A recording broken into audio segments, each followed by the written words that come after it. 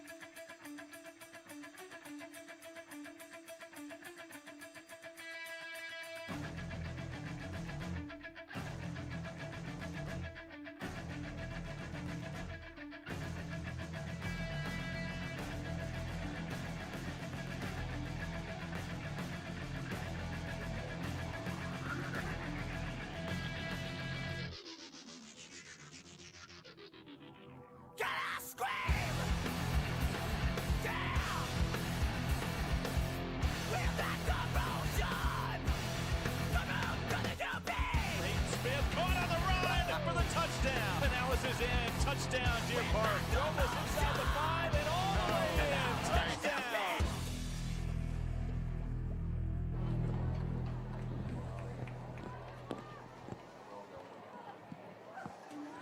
Well, the 2022 regular season starting to wind down, and the district picture starting to come into focus a little bit more. These two teams sitting at the top of 22-6A. Welcome inside Abshire Stadium, everybody. Mason Pratt here alongside Tim Culp. Just a little over 5 minutes away from the kickoff between Deer Park coming in with that 7-0 record on the season, 3-0 in district, playing host to the Channelview Falcons tonight. And Channelview right behind them, 5-2 overall, but 3-0 in district. This one likely going to decide the 22-6A title tonight. Yeah, this is the one that people had circled on the calendar. They kind of knew that, okay, this could very well be for the district championship. And sure enough, that's what we're playing for. Both teams right now, but 3-0. You know, you don't want to look too far ahead, but you don't want to assume anything. But the fact of the matter is you got to take care of business tonight, and that holds true for both of these teams. And really, Channelview emerged after picking up wins over South Houston and Dobie, won by double digits over the Longhorns last week. And last week for Deer Park, they went into Veterans Memorial Stadium over in Pasadena, took care of business against the Mavericks. Another day at the office for Canales, over 200 yards, 3 touchdowns on the ground. He was the workhorse, especially when Deer Park offensively looked like they were in trouble at spots. Yeah, and he's just taken that leadership position throughout the year, and it just continues to build. He's building on what he did last year. I mean, his yardage just keeps continuing to grow. He's just doing an outstanding job. He's taking that leadership role as the running back of this team. And Deer Park getting ready to come out with that 7-0 record. It's their best start since 2008, trying to maintain that perfect record. Going against a very talented Channelview squad. They put up points in bunches, and we could see a lot of offensive fireworks tonight. Yeah, I really do expect this game to be a high-scoring game. Honestly, I do. You know, if one of the defenses can somehow figure out a way to shut down that other offense, that will be a true differential here. But in all honesty, look for some fireworks in this ball game. This could be really explosive. Deer Park 5-2 versus Channelview, going back to 2012. Last year, in this very stadium, we saw a very exciting game, 49-42. Deer Park was able to make one final defensive stand there at the end against Demetrius Charles and the Falcons, and they were able to escape with that 49-42 win. And obviously 2015, come right back here to Abshire Stadium. A little fellow named Jalen Hurts was late in the offense for Channelview in another high-scoring, exciting game that Channelview got the better of Deer Park. So it has been a very exciting matchup between these two over the last several years. Yeah, again, I'm just looking for a very, very good football game tonight, and I think it's going to be a lot of fun to watch. I think if you're going to be a fan, if you'd like a lot of offense, I think you're going to see that. I think you're going to see both teams put the ball in the air quite a bit, and it's just going to be I think it's going to be which defense makes the first stop. And you can see with the flags there, the wind that is coming out of the south, and obviously played a factor, some would say, in that Astros-Yankees game last night. Only people in New York would say that, but it could certainly be a factor tonight as that wind coming out of the south. And we are ready here. Well, you know, to your point, I mean, if you're going south in this stadium, or left to right, the fact of the matter is you're going to be going straight into that wind. The other deal is if you're going north, if you're going right to left, the fact is that ball's going to be going, and that wind can pick it up and carry it a lot further than what you might intend for it to go. So the wind will play a factor in this ball game. I believe that. And getting ready for the national anthem. Turn over the PA.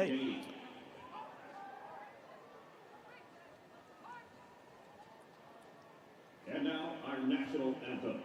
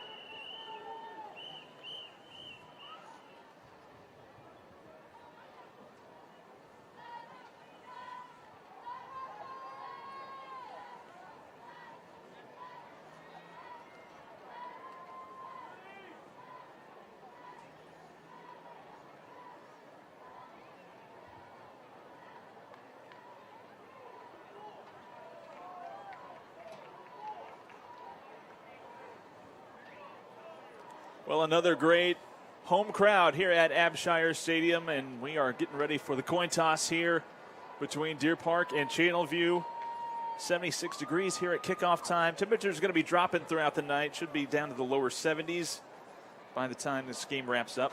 And like we said, the wind could be gusting up to about 25 miles an hour. A steady wind out of the south. And we're getting ready for the coin toss here. Yeah, again, we're talking about the wind. I mean, you're looking at those flags out there, and they're standing straight out, and they're whipping, and so yeah, it'll have an effect on this ball game. Coach Arbel, we've got some student athletes that want to say something to you. Thank you, Coach Arbel. Thank you, Coach Arbel. Thank you, Coach Arbel. We're behind you. We're behind you. We're behind you. We're behind you. Coach Arbel. Thank you, Coach Arbel. We're all behind you.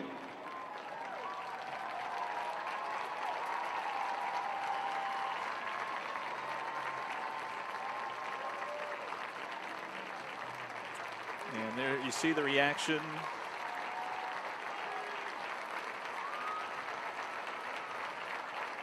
Announced that he was battling cancer, so obviously everybody thinking about him as he will be out for the coin toss here at midfield. Channelview has won the toss and elected to receive. Oh, here we go. You know how I am about that coin toss business in the second half, who gets the ball. And Yeah.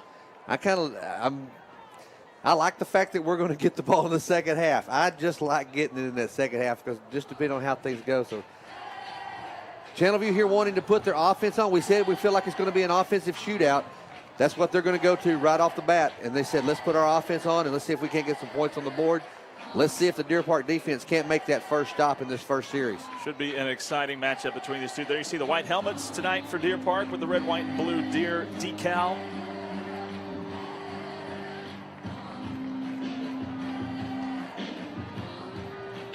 I tell you, this Deer Park defense has been playing very well throughout the season.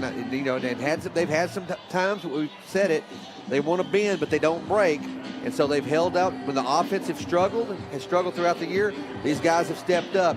So again, let's see if we can't start it off here with our defense. Sanchez, the junior kicker, with the ball on the tee, and back deep, number 3, Marquise Neal. We're going to call his name a lot. And number 4, David Watson, both of them wide receivers back deep for the Falcons, standing inside their own 10. But Sanchez is going to have the strong wind at his back for this opening kickoff. See if he might just try and boot this one as deep as he can. And we are underway between Deer Park and Channelview, and it'll be Watson backing up to his own 10-yard line on the opening kickoff. Now starts left. He's got the 20, 25, picks up great blocks out past the 40. Martinez able to bump him out, and a great return on the opening kickoff. Taking it into Deer Park territory goes Watson to the Deer 49. Well, again, one of those areas that Deer Park has showed a little vulnerability has been in the kicking game and giving up big returns. And right there, Channelview gets a huge start to this ball game. Josh Martinez, there you see, getting that tackle, able to bump out Watson after the long return. And number 1, Darius Clark-James, the junior quarterback. He is what this offense runs through, and we're going to get our first penalty. Number 72, Caden Dortz, the offensive lineman, going to be calling for the false start.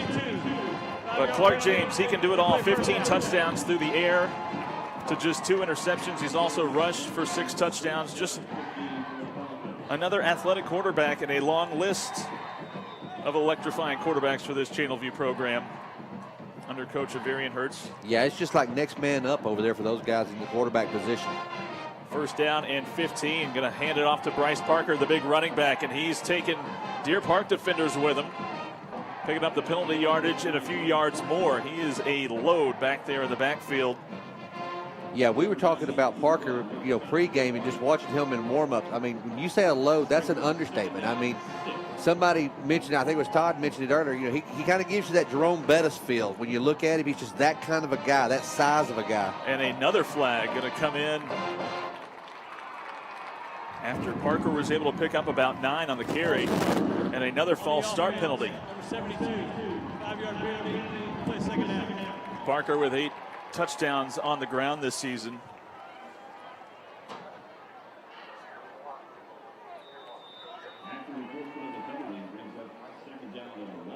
Good gracious, when you look at Parker, he looks like he ought to be on the offensive line. He is a big dude. He's going to line up behind the left tackle here on 2nd and 12.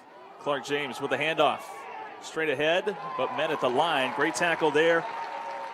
As Caleb Dilley along the defensive line for Deer Park making the stop. Yes, it was Travion Jackson on the carry. And the Falcons looking at a 3rd down and 10 on their opening drive. This drive started at the Deer Park 49. That's where it sits right now on 3rd and long. 4 wide receivers set for Clark-James, and more whistles come in. False start. And the 3rd false start penalty called against Channelview on this drive.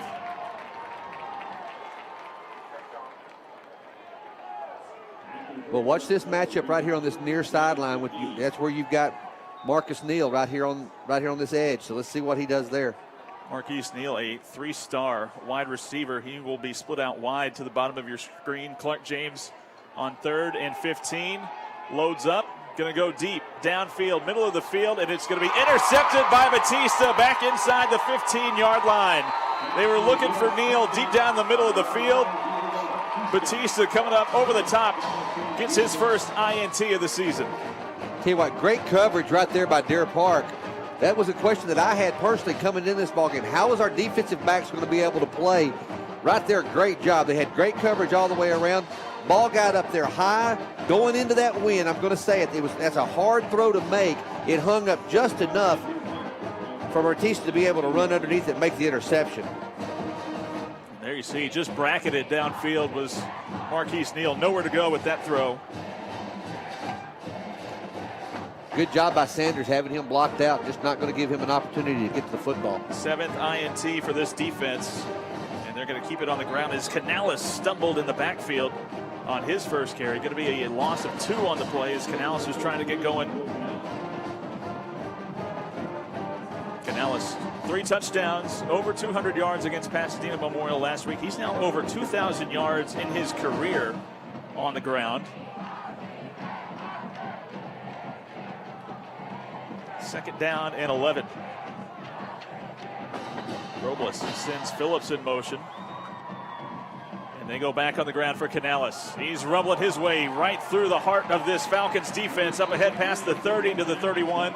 That'll be enough for a Deer Park first down. This is a defense that can give up the big plays. Giving up over 25 points per game, but they give up a lot of big plays on the ground and through the air. Dobie was able to establish their running attack. South Houston even kind of carved them up through the air. Well, Canales is the kind of guy that he's willing to take advantage of those opportunities when he gets them. 2 tight ends. Robles going to go play action slant route. Downfield complete. Up ahead for another first down on the first catch from Hayden Smith tonight. Nice play call right there. Good job. Everybody on the defense bites on Canales on the fake. And then you've got Smith coming right across the top of the field. Great pass. Deer Park moves the chains. Smith able to beat Emmanuel Williams, the cornerback on that side. First down and 10 at the Deer 49. Sid Mendoza in motion. Hand it to him on the jet sweep. He's going to follow the block from Canales. Now weaves his way outside and he'll roll out of bounds inside the 40. That'll be another Deer Park first down. So this offense rolling on these first few plays. Yeah, right now we're clicking on all cylinders. Everybody's keeping their assignments, laying their blocks downfield. Our backs are following their blocks. Just good execution by this Deer Park offense. At the Falcon 39-yard line, 1st and 10. Gano and McBride shift over to the right side. Now they're going to send Phillips in motion, but it's going to be Canales again. Stutter steps at the line of scrimmage and falling forward for a short gain down to the 38. Yeah, really didn't have any place to go. He wanted to try to break outside for just a second, as you said. Tries to cut back inside, but nothing there.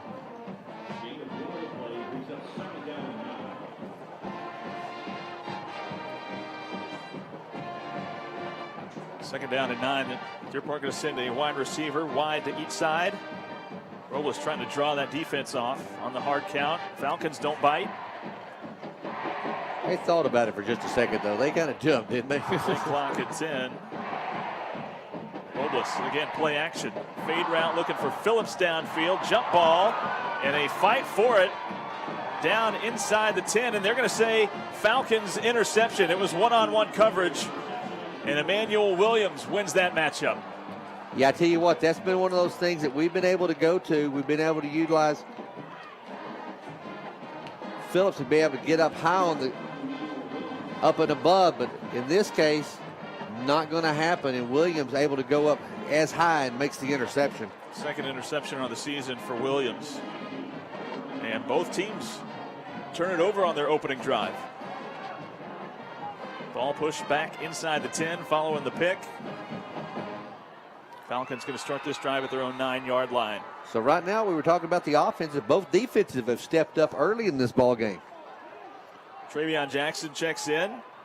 Gets the call on first down. Up to the second level before Millette brings him down. Along with Gustav. He picks up about 5.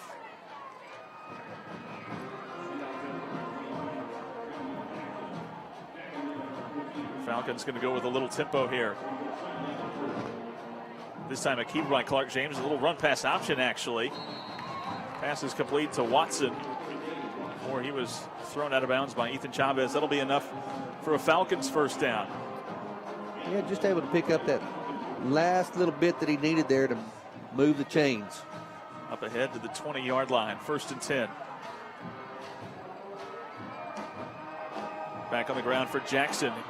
Breaking through initial contact, but Salazar ultimately brings him down, and Falcons having some success with Jackson on the ground. He picks up 6.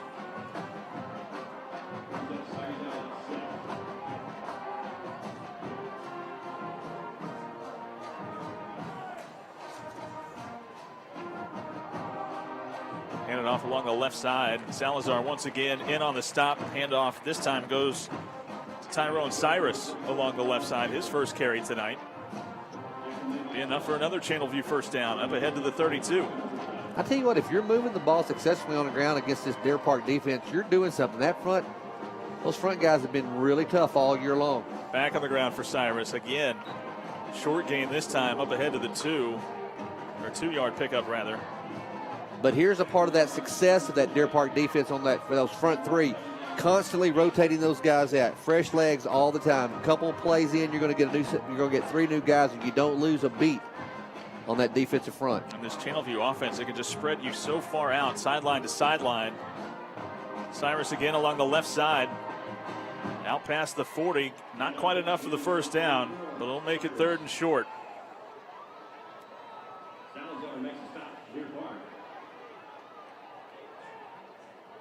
Linebacker Salazar for Deer Park having himself a drive, calling his name a lot in on that stop. 3rd down and 1. Hand it off to Bryce Parker. He picks up the first down before he is finally wrestled down. Takes a few maroon jerseys to do it, but he rumbles into Deer Park territory down to the 44. Look, it's just simple on this guy. You're not going to tackle him up high. If you're going to go for him up around the shoulder pads, you're going to probably be on the losing end of that. You've got to get down below that waist to bring him down. He's just too big and too strong.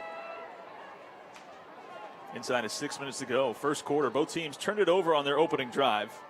Parker going to stay in, and he'll go right back to him on the ground. Dilly able to trip him up after a short gain.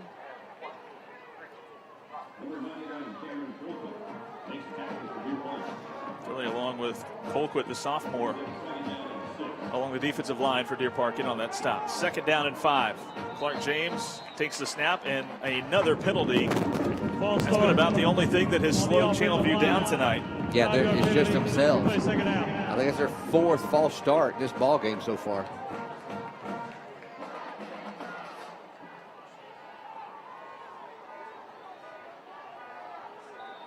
Going to make it 2nd and 11 following, like Tim said, the 4th false start penalty against Channelview.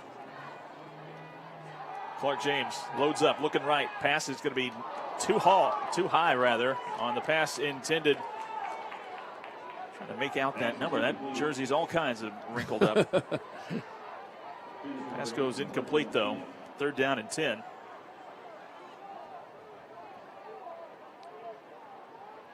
It's either going to be a 6 or an 8. I think it's a 6. 8 is the backup quarterback. Like we said, Channelview 5-2 on the season, but one of those losses against Clear Lake back in non-district was after Clark James went down in the first quarter, and he did not return. 3rd down and 11. Now Clark James rolling all kinds of places before he is wrapped up and dropped for the sack. Webb was able to get to him and blow that play up. I tell you what, just great penetration there by the Deer Park defense, and then there was no giving up. They just kept on the intensity. He was finally able to wrap him up and bring him down for the loss. That's a huge play for this Deer Park defense. 8th sack by this defense on the season. Kills the Channelview drive, and now we're going to get our first punt. Hayden Smith back inside of his own 25, and Deer Park nearly got there, but this ball going to take a sideways roll out of bounds at the Deer Park 46, but good pressure up the middle, nearly got there. Millette along with number 95, Ty Pruitt, nearly got a hand on that ball. Yeah, that's just going to give, because of that pressure, Deer Park's going to get really good field position to start off this second drive. Well, Deer Park, they were cruising on that first drive before the interception when trying to test deep downfield, looking for Phillips, led to the INT, but now back at it for their second drive at their own 45. 2 in the backfield with Robles.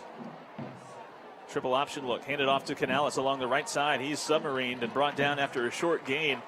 Laurel Howling went low and got the tackle on Canales.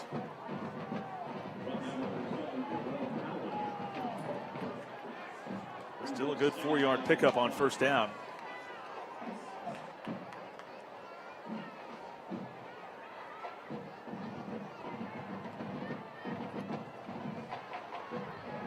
McBride in the slot. King Phillips out wide. Now they're going to motion McBride. 2 in the backfield with Robles. Play action. Robles under pressure, slings it, and it's picked off. Interception. Malachi Martin, the senior linebacker, read that one all the way and undercut it. Second pick thrown by Robles tonight.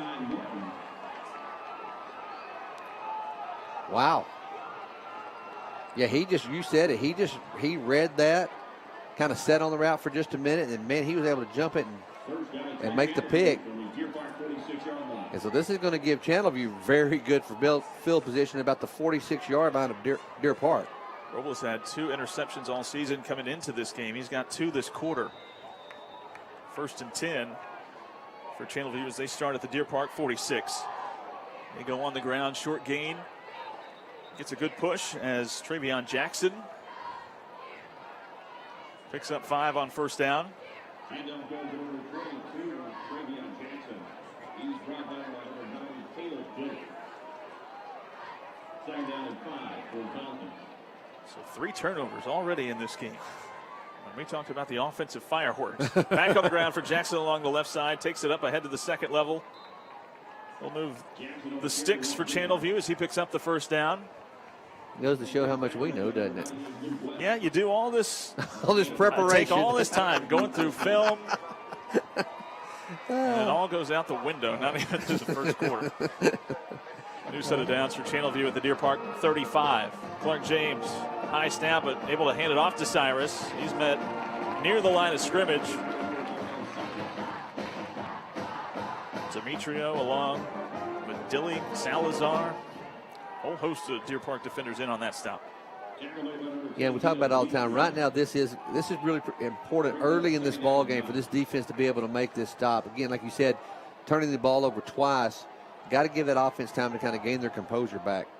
Clark James, counter play for Cyrus, finds a crease along the left side, takes it down to the 31. And now goes to Charles Cyrus.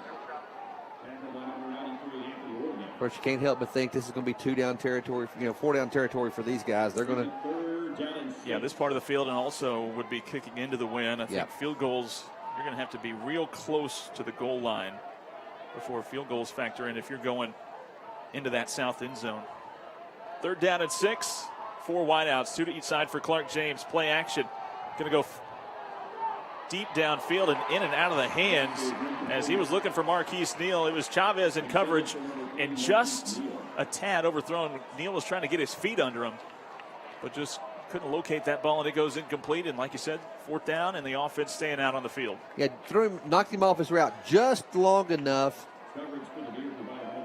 to keep him from being able to make that completion. If he got his, like you said, if he got his feet under him and is able to run underneath that, that's going to be a touchdown. But good defensive coverage out there. 4th down and 6. Parker comes in. He'll block. Now they're going to go downfield. Pass is incomplete. No flags. Chavez in coverage, and the Deer Park defense holds on 4th down. They tested Chavez twice. Hey, good job by Chavez there. Not trying to go for the ball. All he was trying to do is knock the ball away, and that's what he did. He was able to get a hand on it, tip it up where it was uncatchable, and Deer Park defense holds right here. Nice and play. Gets the ball over on downs. Nice play by the sophomore cornerback. We've had 3 turnovers and a defensive stop on 4th down as we are scoreless here late in the first quarter. Deer Park once again taking over.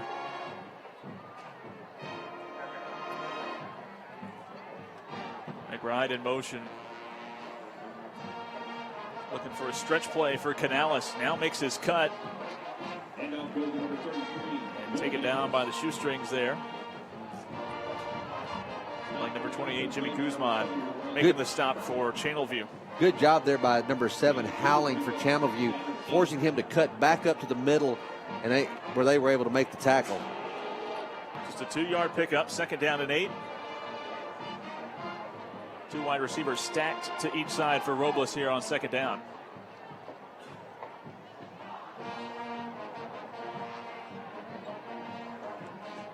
Robles looking left. Just going to dump it off for King Phillips. Now works back towards the middle of the field.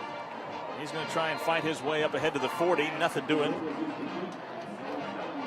Good tackles as Howling coming up and making the stop. Does make it 3rd and manageable. It'll be about 3rd and 2 after the reception by King Phillips. Yeah, just a little quick route there by Phillips. Robles puts the ball right on the money, able to pick up some yards, and as you said, be able to make this manageable. Well, I can't help but think we're going to see Canales here. I may be wrong. Quickly to the line as they go heavy on 3rd and short. Hand it off to Canales, looking for a hole. Trying to fight ahead up near the 1st down marker. Man, I think second effort's going to get it for him, and it does. They're going to give him the 1st down. Hesitated at the line of scrimmage. I thought that was going to cost him, but he was able to fight just forward enough to pick up that 1st down and what should be the final play of this 1st quarter.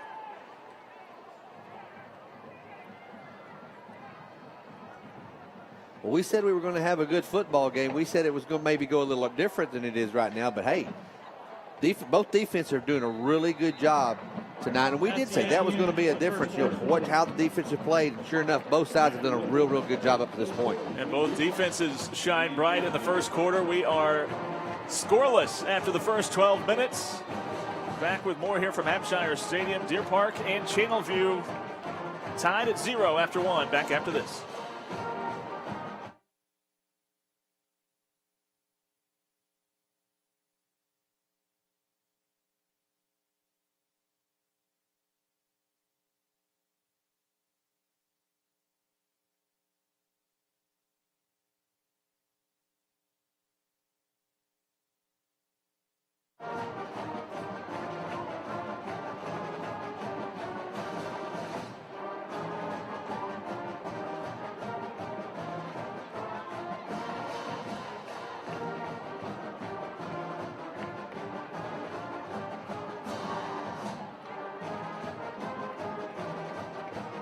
Tonight we honor 4 Deer Park High School alumni for their achievements in athletics by inducting them into the Athletic Hall of Honor.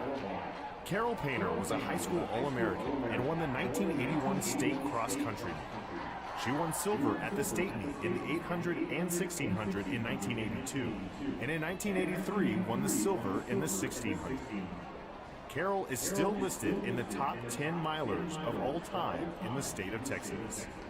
Her mile time of 4 minutes, 51.7 seconds was the best ever in the region for over 20 years. Sammy Skinner won the state championship in the mile with a time of 4 minutes, 16.8 seconds. That time was the best at the state meet for the next decade. He also won the state cross-country meet that same year. Sammy set school records in the 800, the 2-mile relay, and the distance relay. Sammy ran on scholarship at Texas A&M and graduated in 1973. Mike Walker coached girls cross-country and track teams to 8 and 9 district titles respectively. Coach Walker coached 9 different athletes to the state meet, finishing with gold once each in cross-country and track. Additionally, one of his athletes ran for the United States Olympic team. 4 of his athletes still hold school records to this day. Coach Steve Moss is distinguished as a Deer Park athlete as well as his days as the head baseball coach at Deer Park High School. He was a 3-sport athlete and in baseball was honored as the Houston area all-decade team shortstop for the 1970s. Coach Moss led Sam Houston State University to the College World Series in 1974 and 1975. He became the head baseball coach at Deer Park in 1983. During his tenure, he took 10 teams to the playoffs and appeared in the state finals in 1990. 42 of his players signed college scholarships, and 7 signed professional contracts. Ladies and gentlemen, the Deer Park High School Athletic Hall of Honor, Class of 2022.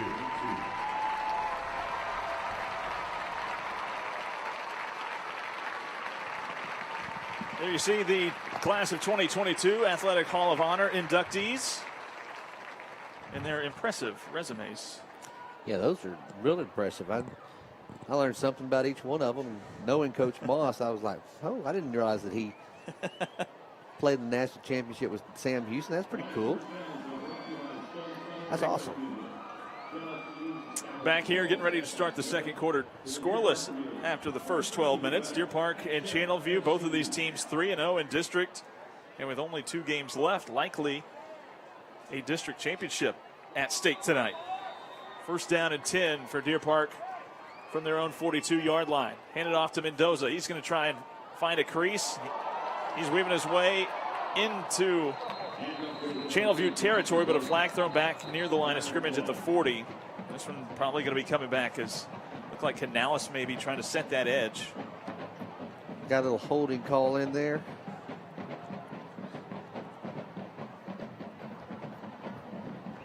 Holding on the offense, number 54. 10-yard penalty, we play first down. Instead going along the offensive line, Xavier Madrigal called for that hold. I don't know what took him so long to call that. I knew what it was. Why didn't you just go ahead and say it? He wanted to walk a few yards away from everything, make sure that he was visible. So the ball pushed back to the 32, first down at 20. And now Deer Park going to be going into the wind here in the second quarter. Robles trying for that hard count again. Channelview not biting. Robles has been so good at getting teams to jump off sides of that hard count. Straight handoff for Canales. He's trying to find a little bit of running room, and he's actually going to get pushed forward a little bit on the tackle up to the 40. Tell you what, he was doing some ducking and dodging going through there, but he was picking up a yard. And like you said, man, when the tackle came, he picked up an extra 3 yards, it looked like. Second and 11 after Canales goes for 9 on first down. The biggest thing is right now, keep this Channelview offense off the field.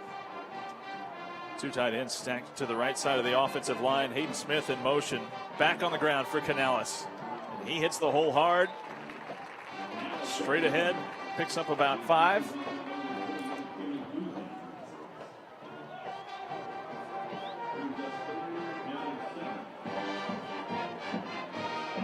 Third down and 6 coming up. Deer Park trying to keep the drive alive after that holding penalty set him back. Need to get to the Channelview 48-yard line. Third down.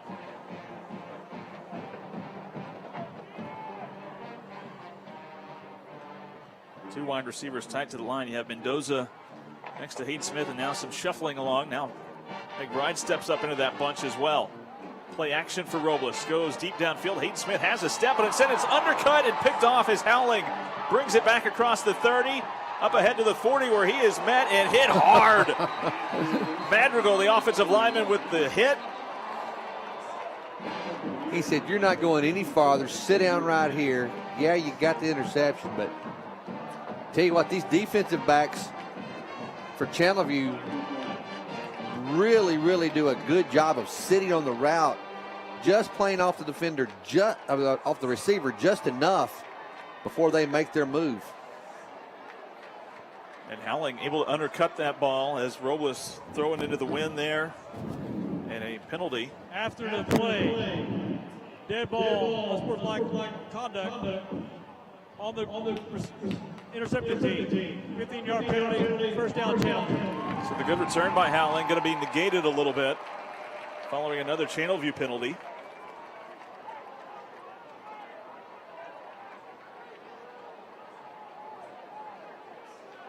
And I'll say this, that interception right there, that's, in all of the other games that we've played so far this year, that's a completed pass. We win that battle right there.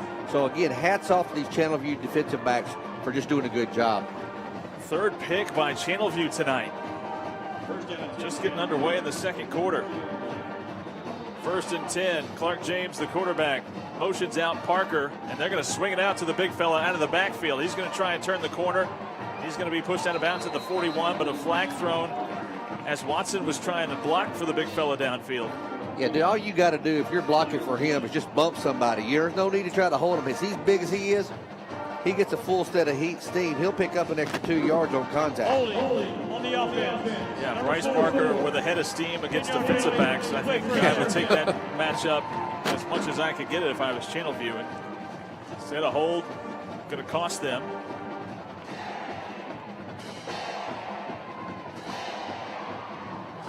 And the other part about it is just don't think just because he's a big guy that he can't move. He can run. So it occurred deep enough downfield. There's really no penalty yardage. They go to Parker along the right side. He is wrapped up, and look at this sea of maroon jerseys finally. They don't bring him down, but they push him backwards enough to get that whistle. I love it. That was a great job defensively for Deer Park right there. What we'll do is just wrap him up, hold him as much as you can to get some help there, and the whole team was right there to help bring him down.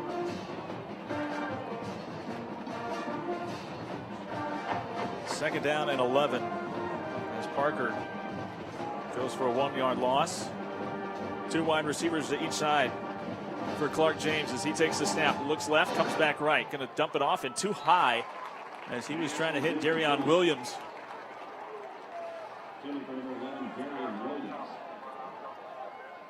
Third down and long, set up. I tell you what, right now, boy, if Deer Park can make the stop right here, hats off again to this defense. Got to get them here hold them here on third down, though. It's a defense that holds offenses to just 27% on third down. See if they can do it here. Straight handoff to Jackson as he's met by Morales after a short gain, and that'll bring up fourth down.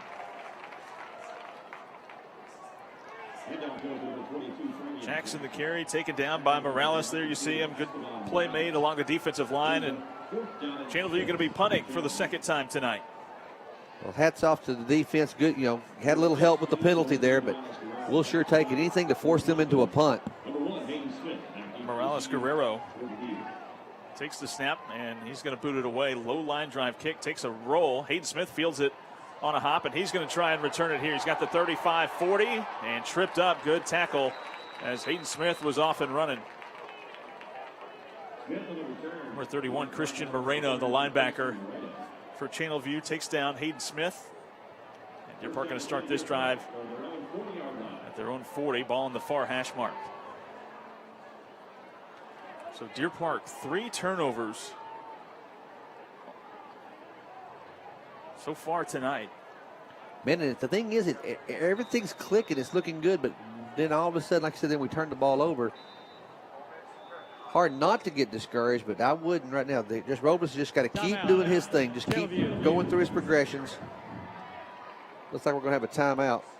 Coach Hertz can take his first timeout of the half with 8:36 to go in the second.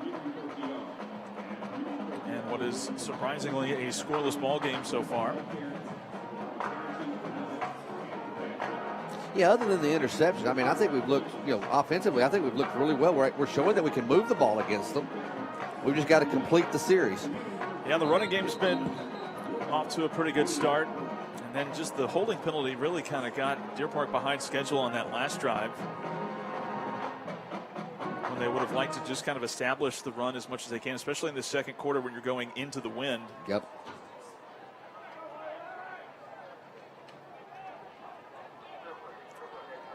So after the timeout taken by Channelview, first down and 10 for Deer Park at their own 40. Phillips motions into the backfield, but they go hand it off for Canales. He finds a hole up the middle, and he quickly picks up 5.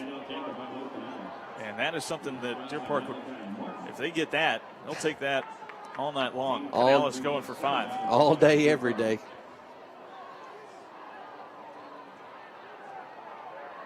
Canales with over 900 yards on the ground so far this season. He could eclipse 1,000 with a good game tonight. Second down and 5. Mascarenas checks in, as do a couple of tight ends, Gano and McBride, motion over towards the left side. So offset look in the backfield. Canales following his blocks along the left side, taken down after a short gain of 1.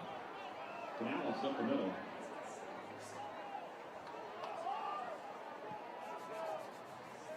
Jimmy Guzman makes a stop for the Falcons.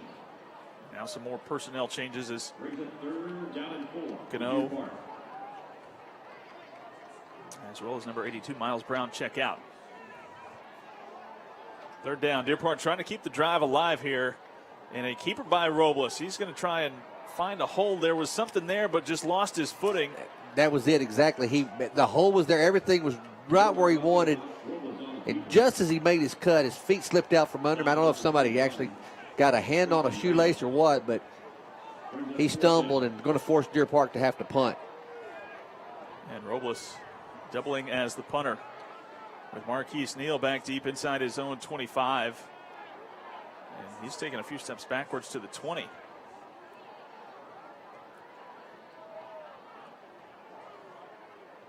Robles waiting on the snap. Good snap, and he'll boot it away. Line drive kick. Going to take a bit of a Deer Park hop and before taking a backwards bounce and going to be down by Deer Park at the Channelview 22. Tell you what, that's not a bad punt. He kept it low enough, didn't get it up high.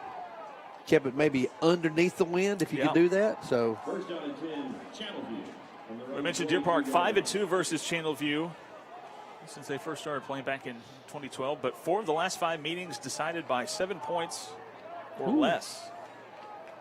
Well, like we said,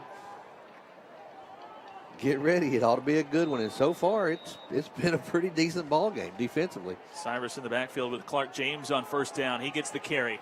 Trying to find somewhere to go. He's met by White and Gustav as he picks up about 4 or 5 on 1st down.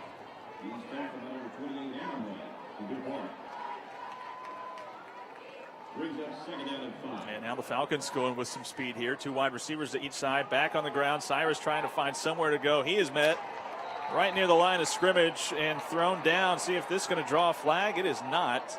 Demetrio and Gustav were there to stop him. Cyrus on the carry. Maybe that was a warning because there was a conversation taking place by the head official back here on the back. The referee saying, look here, play hard, but. 3rd down and 6 after Cyrus goes nowhere. 3 wideouts far side of the field.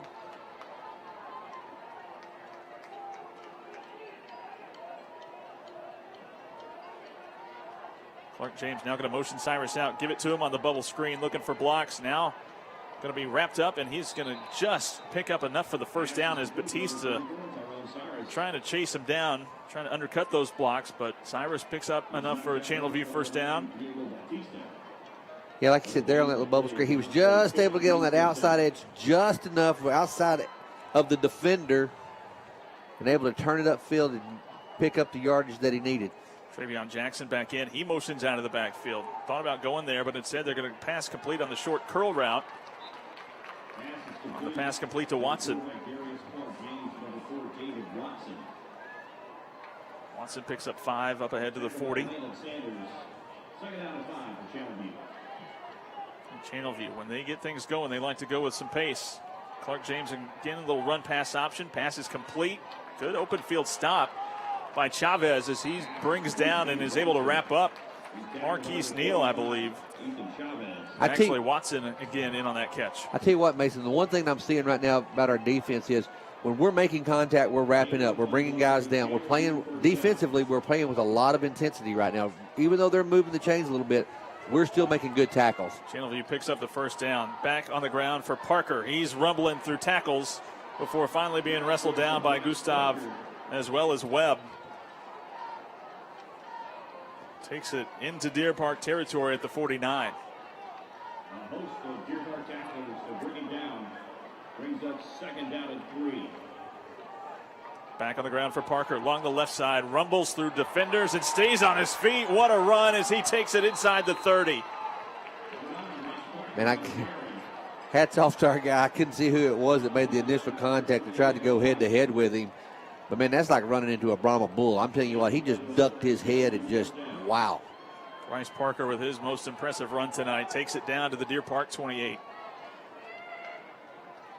Motion the man in. Clark James, quick throw. Going to go deep downfield. Marquise Neal has a step, and he's got a touchdown. Yeah, he just absolutely beat the coverage off the line of scrimmage right there. And it was just get the ball up over his shoulder, and that's what he did. And able to make the catch. Third year in a row, Marquise Neal has had a touchdown against Deer Park. Neal with his 8th touchdown catch of the season. Breaks the scoreless tie here with 4:09 to go in the first half. Flags thrown. Extra point was no good. Channelview going to get another crack at it. Yeah, I think we jumped offside. Offside on the defense. At the distance goal, retry. And Batista trying to time that jump. I tell you what, moving that up closer, it wouldn't surprise me. Now they're going to go ahead and try to kick it, but it wouldn't surprise me to see them go for 2, but they're not. They're going to go ahead and try to kick it again. Clark James is the holder. Morales Guerrero going to get another chance at this extra point attempt. Good snap, good hold. And Morales Guerrero able to boot it through, and Channelview striking first. They lead at 7-0 with 4:09 to go in this first half.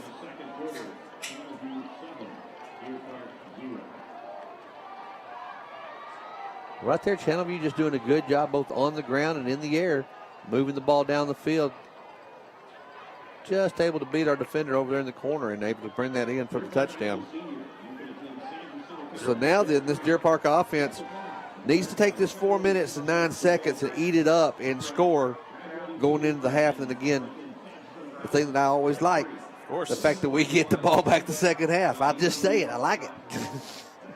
Deer Park trailing for the first time since Clearbrook got a lead on them. Wow. Back on September 16th.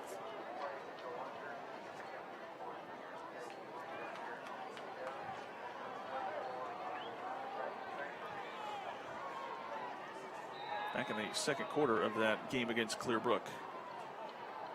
Morales Guerrero.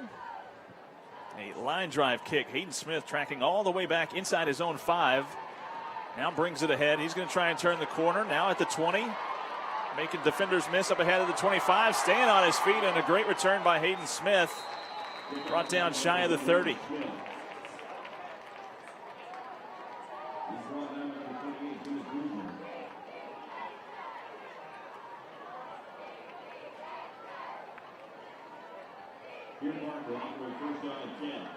We're going to start this drive from their own 28. Trying to just maintain. We've said that they've had some success offensively, but it seems like they just cannot seem to string it together enough to find pay dirt. Empty backfield look here on first down before sending Mendoza in motion. Fake the give, and Robles has a good hole. Gracious, he faked me out. I was watching Mendoza come around here. I thought he still had the ball. Robles picks up 5 on first down. So they've been able to kind of stay on schedule or even ahead of schedule with runs like that, but they just cannot seem to string it together enough to find the end zone. See what they could do here on this drive. 2nd and 5 as both tight ends shift. Now King Phillips goes in motion, but the handoff goes to Canales. Picks up the first down as he's wrestled down now past the 40. A healthy dose of Canales should maybe do the trick. Up ahead to the 42. And now Deer Park can try and go with a little bit of pace. Coming up on 3 minutes left. Deer Park still with all 3 timeouts in their pocket. Robles, low snap. Loads up, goes downfield for Phillips. Another jump ball matchup between he and Williams. Goes incomplete. Williams a little bit slow to get up along the Channelview sideline.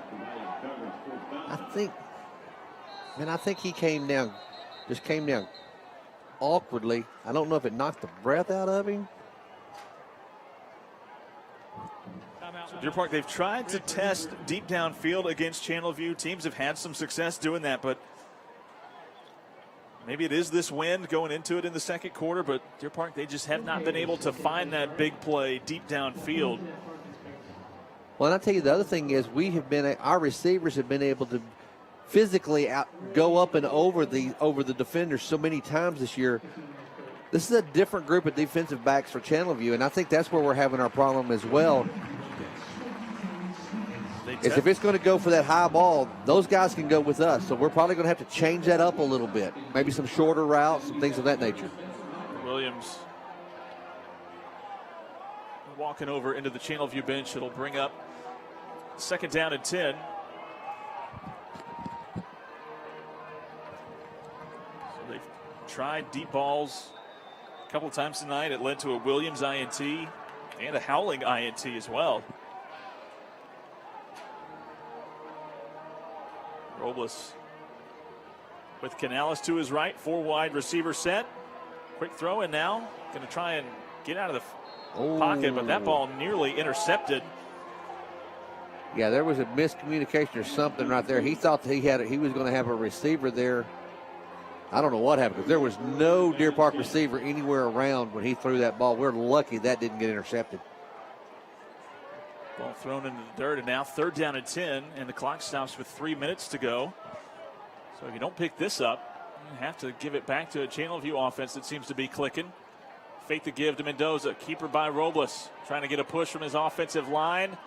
Pile continues to move, still going, before officials finally blow the play dead as he takes it up to the 49. Not going to be enough for a Deer Park 1st down, though.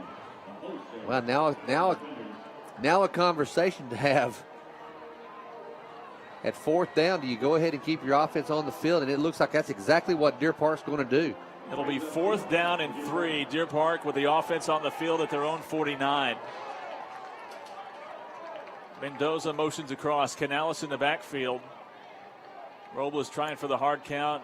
Not even budging along the defensive front for Channelview. Yeah, I got a feeling we're going to let this clock run down, then take a timeout. Play clock before it reaches 0. Coach Flynn burns his first time out. You still got time to think about it, but with 2:07, you certainly don't want to give the ball right back to Channelview on your side of the 50.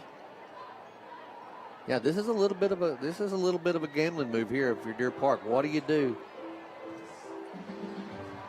Channelview does still have 2 timeouts. Saw him score with a big play last drive. Of course, the good thing about it is you've got a really good back in Canales, so that's a little bit of that'll make you at least think about it.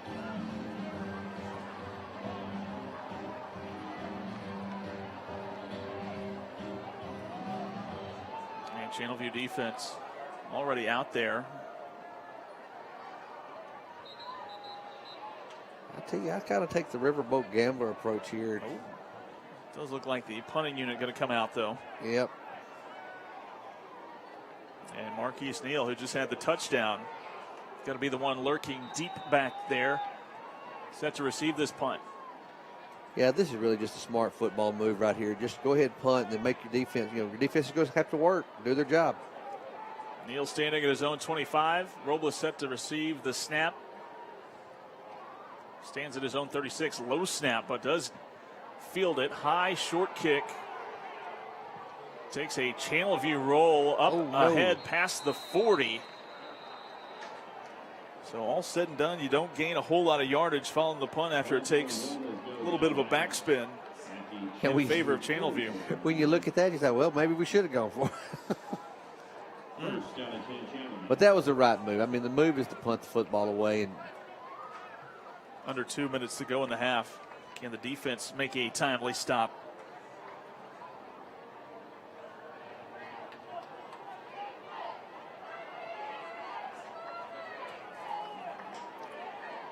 Clark James and company going to start this drive at their own 44. 3 wideouts to the far side of the field.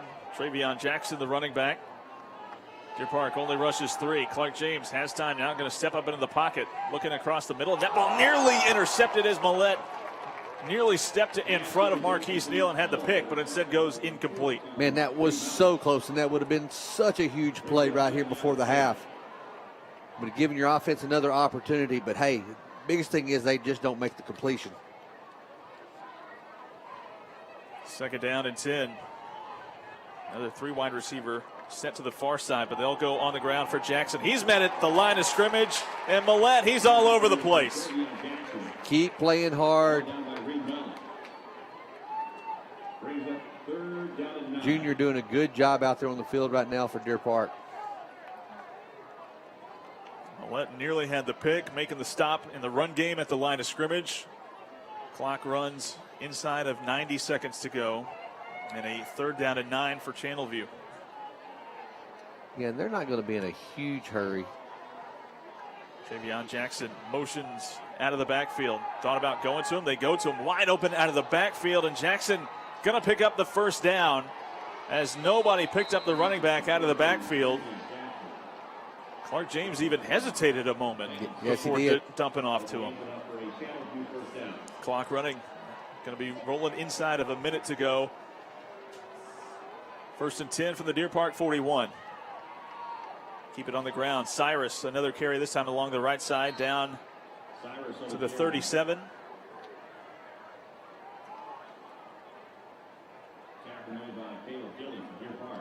And Channelview trying to make some personnel changes as Cyrus checks out. Clock continues to run. And Parker comes onto the field. Channelview takes the snap. Quick little throw. Pass is caught. Oh, my goodness. Darian Williams caught it, but he paid the price. Millette with another big hit. Kept him short of the 1st down, but ooh, he's going to have a bellyache. Channelview's going to take the timeout right here. And keeping him short of the 1st down does force that Channelview timeout. Yeah. So the Falcons with only 1 left and 30 seconds to go in the half. Goodness gracious, he put a lick on him right there, didn't he, when he got up high for that? Sure did. Darian Williams, not a big dude, and anytime you go in the air, always kind of taking a risk.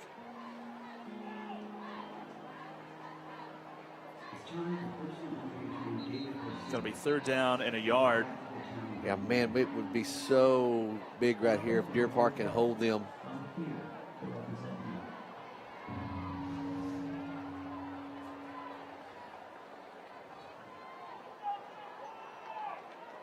First, if they don't get this 1st down right here, they'll jump, I would imagine, jump on another timeout real quick to stop the clock.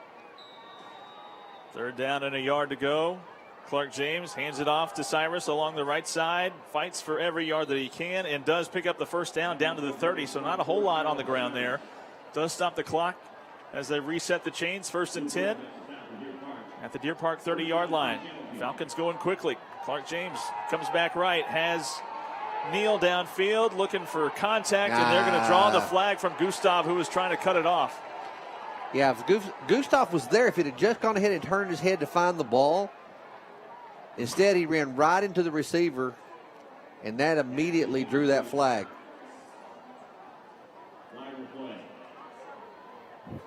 Pass interference on the defense. 15-yard penalty, 1st down. 15 yards is better than giving up the touchdown, but I think you're right. I think if Gustav would have just turned his head around, because he had good position. Yeah, he was there defensively. He just needed to look for the ball and see it, and then he could have gone up for it then and would not have drawn that flag, but he did, so now they've got 1st down. 1st and 10 at the Deer Park 15. 15 seconds to go before the half. Falcons still with 1 timeout left. Running back going to be the big fellow Parker, and he's going to line up out wide. So an empty backfield look for Clark James on 1st down. Has time, now under pressure, escapes pressure, stops on a dime, makes a defender miss. Clark James inside the 10, down to the 5, lost the football. Just 2 seconds on the clock. Able to jump back on it.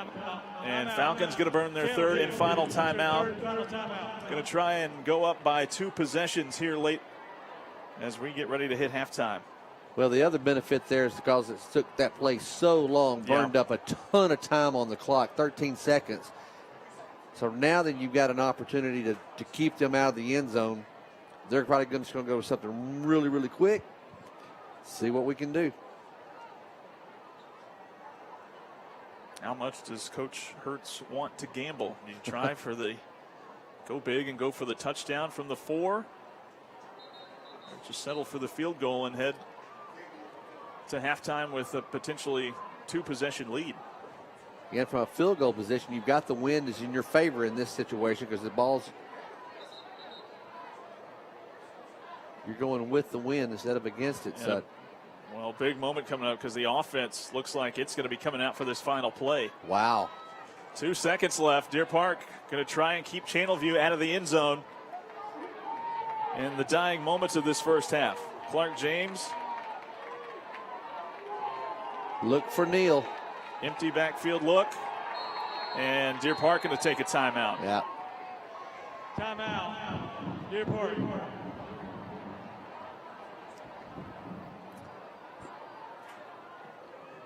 Well, Neal's was lined up on the far side out there against with Chavez. Chavez is going to have his work cut out for him. I just can't help but think you're going to look, big moments go with your big players. Yeah, split out wide as the ball is on the near hash. So just so much room for Neal to work with if Channelview wants to go that way.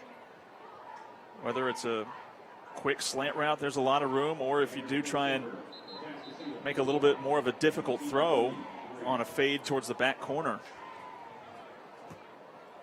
In the second quarter, Pasadena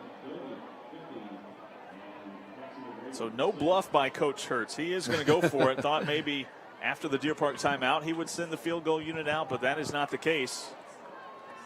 And it'll be Clark James Parker. We've seen how effective he has been on the ground.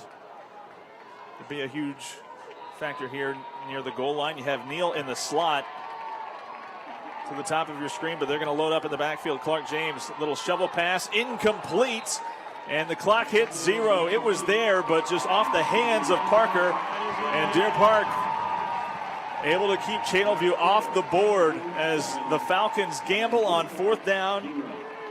And we head to halftime with only a 7-point lead for Channelview. Could have had a 2-possession lead, and instead, Deer Park holds, and it keeps that score at 7-0. I tell you what, that was close right there. Those shuttle pass was just off the mark, really kind of low down around his knees where he couldn't get a hand on it. And Deer Park dodges a bullet right there and goes into half only down by 7. And again, let's see what happens second half as Deer Park will get to come out and get the ball first. So we'll take a break. We'll be back with the Deer Park Band. That's coming up in about 14 minutes from now. But until then, we'll take a break. Into the first half. Channelview, 7-0 lead on Deer Park here from Hampshire Stadium. You're watching Deer Park football on the Deer Network.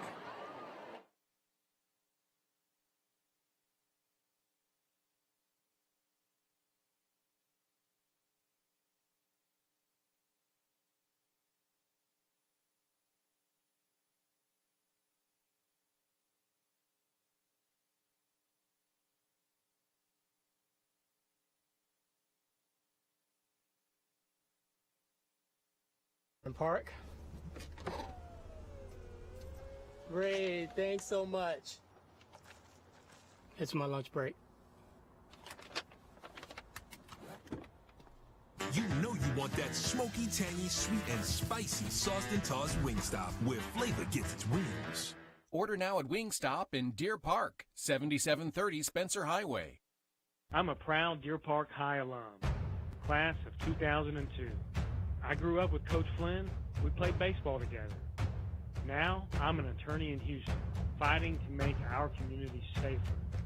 We've recovered hundreds of millions for injured people, from car wrecks to refinery accidents. Deer Park prepared me for the challenges I face today. And when you need help, I'm prepared to fight for you. You show great promise. And with a Promise at San Jack Scholarship, you can reach your goals debt-free. Promise is money to help cover the cost of tuition and books at San Jacinto College. It's available to graduating seniors living in the San Jacinto College taxing district, regardless of your GPA or income. Get your credential tuition free. Apply to be a Promise Scholar today. Visit our website for more information. The right way to top a sub is with real red wine vinegar made from red grapes and no food coloring. And the right way to film it is in slow motion. Obviously. Because authentic ingredients make a sub above. Community First DR is open 24/7 with little to no wait time. Our friendly medical team is standing by waiting to provide you concierge-level medical care. Caring for our Deer Park athletes is one of our top priorities. Community First DR is conveniently located on Highway 225 and East Boulevard. Community First DR is committed to putting your health, your community, and you first, every day.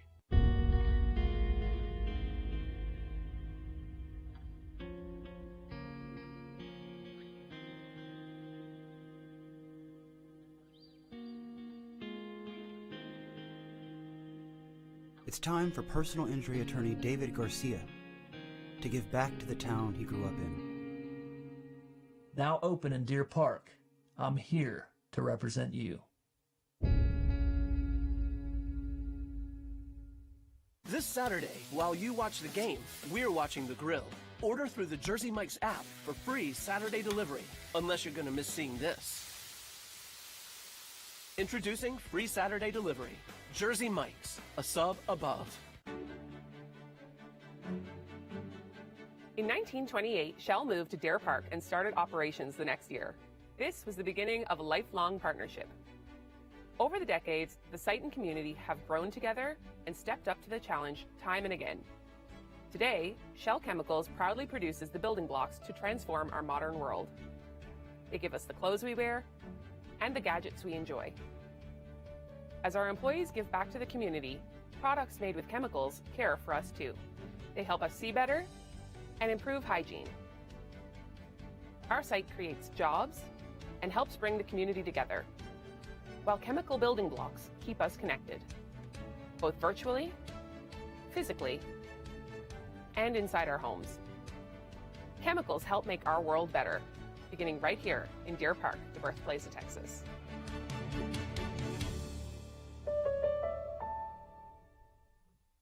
The Deer Park Education Foundation, in partnership with the Deer Park School District, is proud to support the DPISD Book Bus program. The bus will make stops throughout the community to distribute books and keep students reading all year long. We hope to encourage both love and passion for reading in even the youngest of our students. Check out the district's website to find out where the book bus will be stopping next. And go Deer!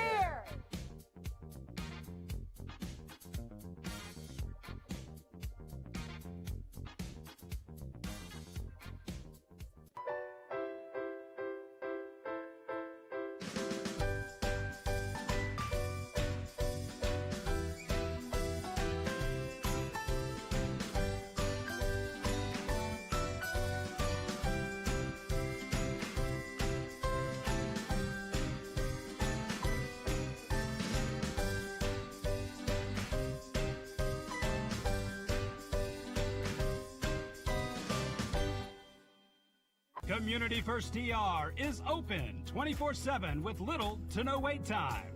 Our friendly medical team is standing by waiting to provide you concierge-level medical care.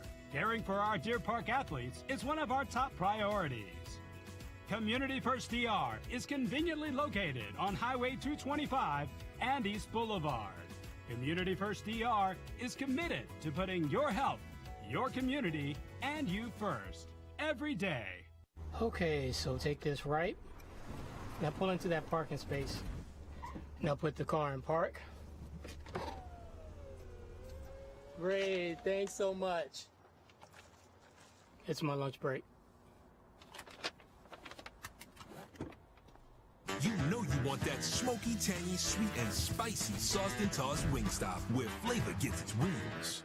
Order now at Wingstop in Deer Park, 7730 Spencer Highway. I'm a proud Deer Park High alum, class of 2002. I grew up with Coach Flynn. We played baseball together. Now, I'm an attorney in Houston, fighting to make our community safer. We've recovered hundreds of millions for injured people, from car wrecks to refinery accidents. Deer Park prepared me for the challenges I face today, and when you need help, I'm prepared to fight for you. You show great promise. And with a Promise at San Jack Scholarship, you can reach your goals debt-free. Promise is money to help cover the cost of tuition and books at San Jacinto College. It's available to graduating seniors living in the San Jacinto College taxing district, regardless of your GPA or income. Get your credential tuition free. Apply to be a Promise Scholar today. Visit our website for more information. The right way to top a sub is with real red wine vinegar made from red grapes and no food coloring. And the right way to film it is in slow motion. Obviously. Because authentic ingredients make a sub above. Community First DR is open 24/7 with little to no wait time. Our friendly medical team is standing by waiting to provide you concierge-level medical care. Caring for our Deer Park athletes is one of our top priorities.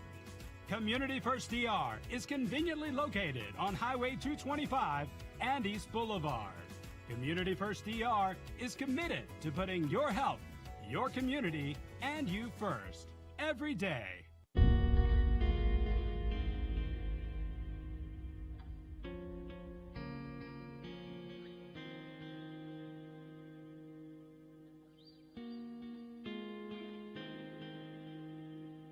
It's time for personal injury attorney David Garcia to give back to the town he grew up in.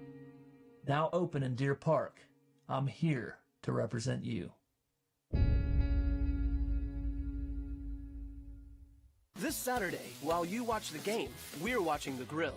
Order through the Jersey Mike's app for free Saturday delivery, unless you're going to miss seeing this.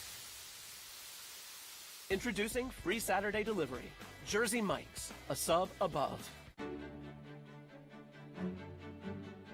In 1928, Shell moved to Deer Park and started operations the next year. This was the beginning of a lifelong partnership. Over the decades, the site and community have grown together and stepped up to the challenge time and again. Today, Shell Chemicals proudly produces the building blocks to transform our modern world. They give us the clothes we wear and the gadgets we enjoy.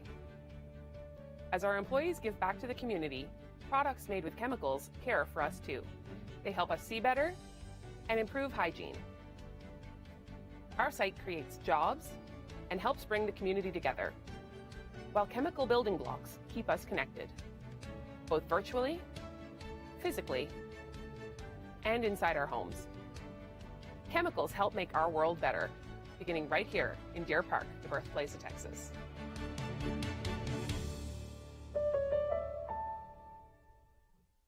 The Deer Park Education Foundation, in partnership with the Deer Park School District, is proud to support the DPISD Book Bus program.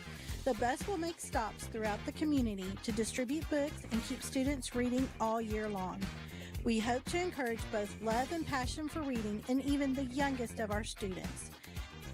Check out the district's website to find out where the book bus will be stopping next. And go Deer!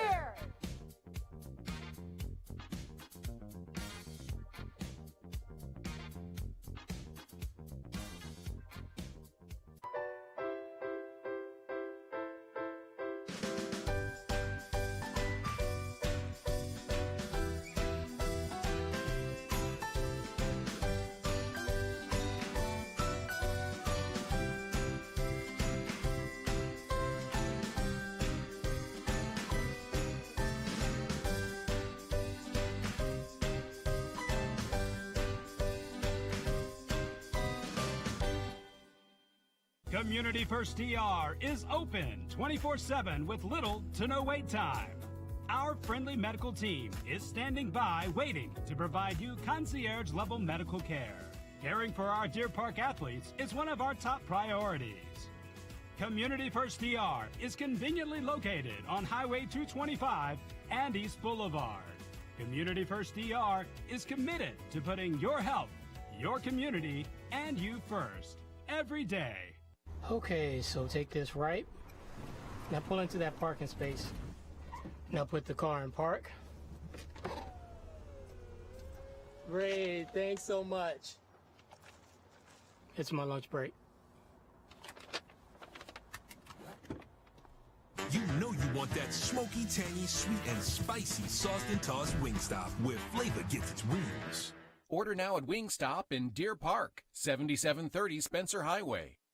I'm a proud Deer Park High alum, class of 2002. I grew up with Coach Flynn. We played baseball together. Now, I'm an attorney in Houston, fighting to make our community safer. We've recovered hundreds of millions for injured people, from car wrecks to refinery accidents. Deer Park prepared me for the challenges I face today, and when you need help, I'm prepared to fight for you. You show great promise. And with a Promise at San Jack Scholarship, you can reach your goals debt-free. Promise is money to help cover the cost of tuition and books at San Jacinto College. It's available to graduating seniors living in the San Jacinto College taxing district, regardless of your GPA or income. Get your credential tuition free. Apply to be a Promise Scholar today. Visit our website for more information. The right way to top a sub is with real red wine vinegar made from red grapes and no food coloring. And the right way to film it is in slow motion. Obviously. Because authentic ingredients make a sub above. Community First DR is open 24/7 with little to no wait time. Our friendly medical team is standing by waiting to provide you concierge-level medical care. Caring for our Deer Park athletes is one of our top priorities. Community First DR is conveniently located on Highway 225 and East Boulevard. Community First DR is committed to putting your health, your community, and you first, every day.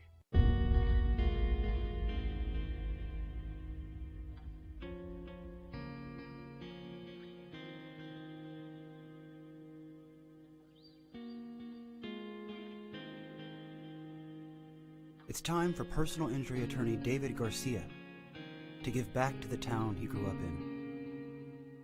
Now open in Deer Park, I'm here to represent you.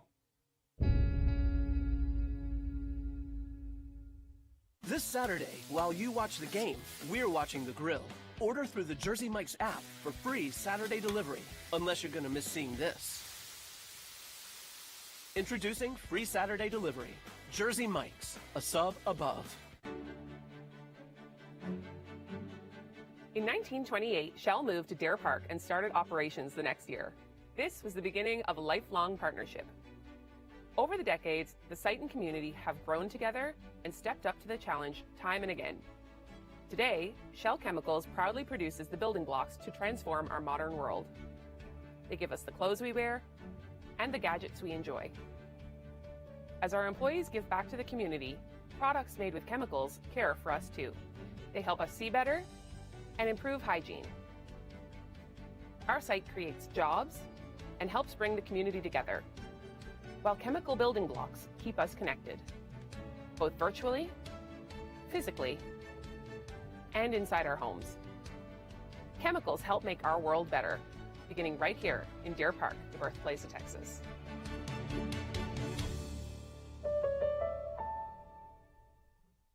The Deer Park Education Foundation, in partnership with the Deer Park School District, is proud to support the DPISD Book Bus program. The bus will make stops throughout the community to distribute books and keep students reading all year long. We hope to encourage both love and passion for reading in even the youngest of our students. Check out the district's website to find out where the book bus will be stopping next. And go Deer!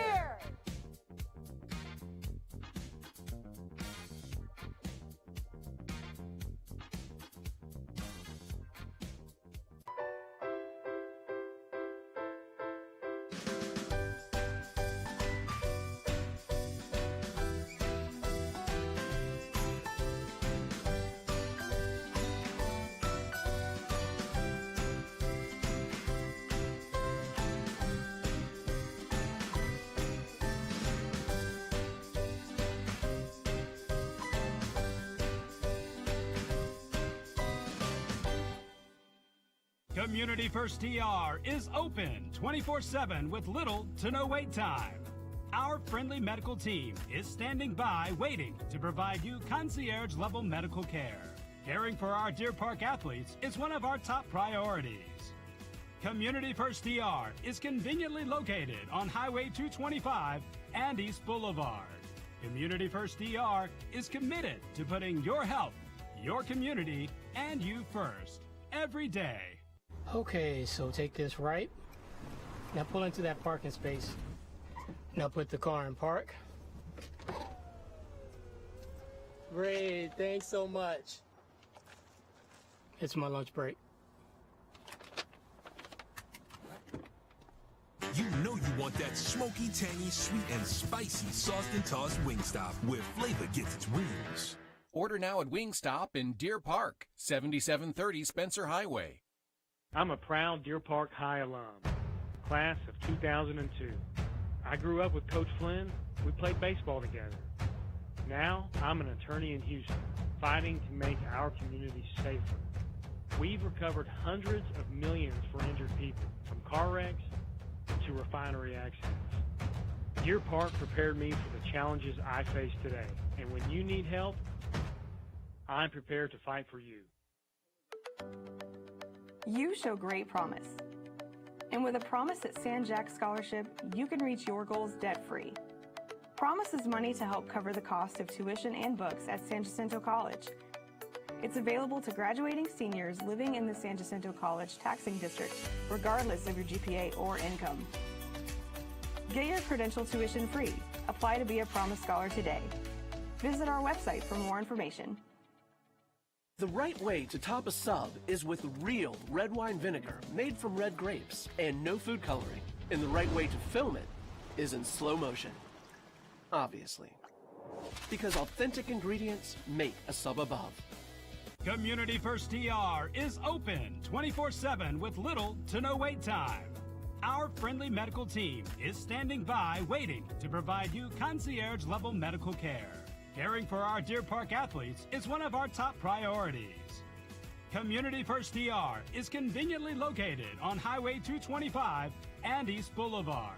Community First DR is committed to putting your health, your community, and you first, every day.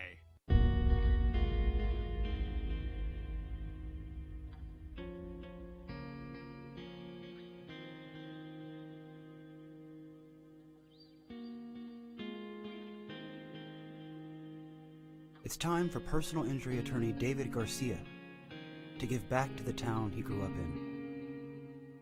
Now open in Deer Park, I'm here to represent you. This Saturday, while you watch the game, we're watching the grill. Order through the Jersey Mike's app for free Saturday delivery, unless you're going to miss seeing this. Introducing free Saturday delivery.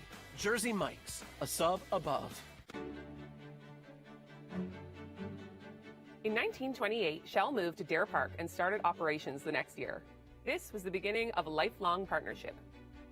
Over the decades, the site and community have grown together and stepped up to the challenge time and again. Today, Shell Chemicals proudly produces the building blocks to transform our modern world. They give us the clothes we wear and the gadgets we enjoy. As our employees give back to the community, products made with chemicals care for us too. They help us see better and improve hygiene.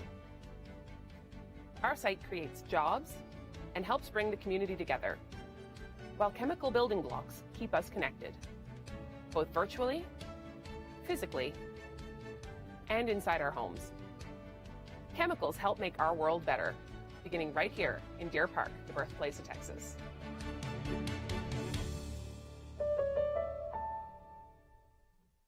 The Deer Park Education Foundation, in partnership with the Deer Park School District, is proud to support the DPISD Book Bus program.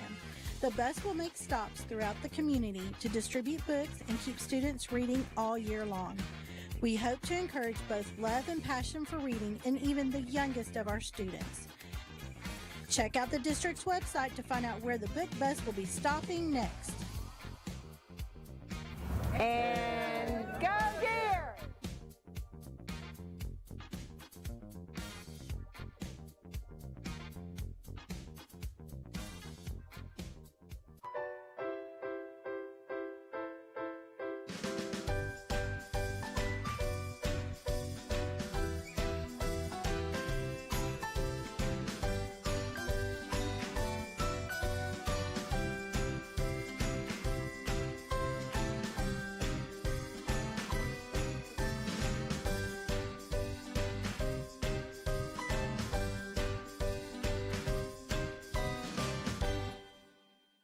Community First DR is open 24/7 with little to no wait time. Our friendly medical team is standing by waiting to provide you concierge-level medical care. Caring for our Deer Park athletes is one of our top priorities. Community First DR is conveniently located on Highway 225 and East Boulevard. Community First DR is committed to putting your health, your community, and you first every day. Okay, so take this right. Now pull into that parking space. Now put the car in park. Great, thanks so much. It's my lunch break. You know you want that smoky, tangy, sweet, and spicy sauced and tossed Wingstop where flavor gets its wings. Order now at Wingstop in Deer Park, 7730 Spencer Highway.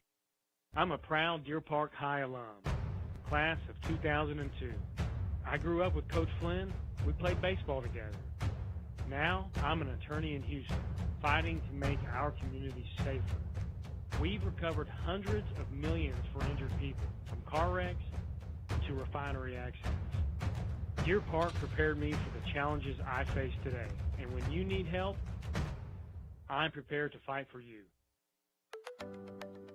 You show great promise. And with a Promise at San Jack Scholarship, you can reach your goals debt-free. Promise is money to help cover the cost of tuition and books at San Jacinto College. It's available to graduating seniors living in the San Jacinto College taxing district, regardless of your GPA or income. Get your credential tuition free. Apply to be a Promise Scholar today. Visit our website for more information. The right way to top a sub is with real red wine vinegar made from red grapes and no food coloring. And the right way to film it is in slow motion. Obviously. Because authentic ingredients make a sub above. Community First DR is open 24/7 with little to no wait time. Our friendly medical team is standing by waiting to provide you concierge-level medical care. Caring for our Deer Park athletes is one of our top priorities. Community First DR is conveniently located on Highway 225 and East Boulevard. Community First DR is committed to putting your health, your community, and you first every day.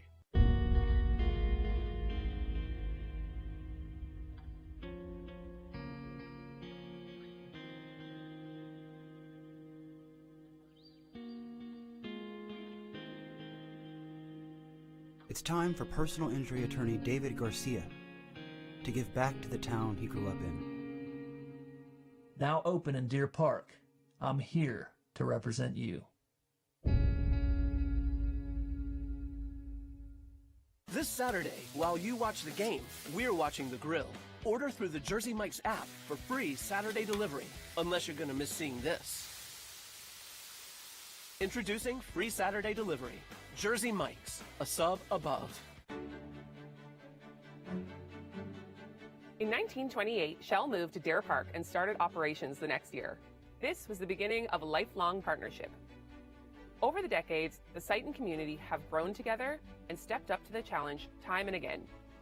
Today, Shell Chemicals proudly produces the building blocks to transform our modern world.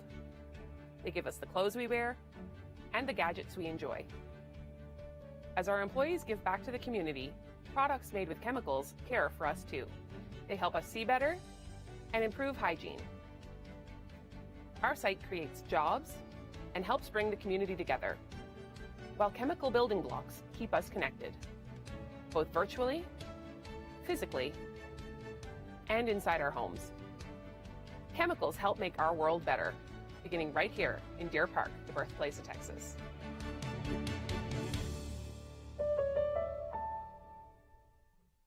The Deer Park Education Foundation, in partnership with the Deer Park School District, is proud to support the DPISD Book Bus program. The bus will make stops throughout the community to distribute books and keep students reading all year long. We hope to encourage both love and passion for reading in even the youngest of our students. Check out the district's website to find out where the book bus will be stopping next. And go Deer!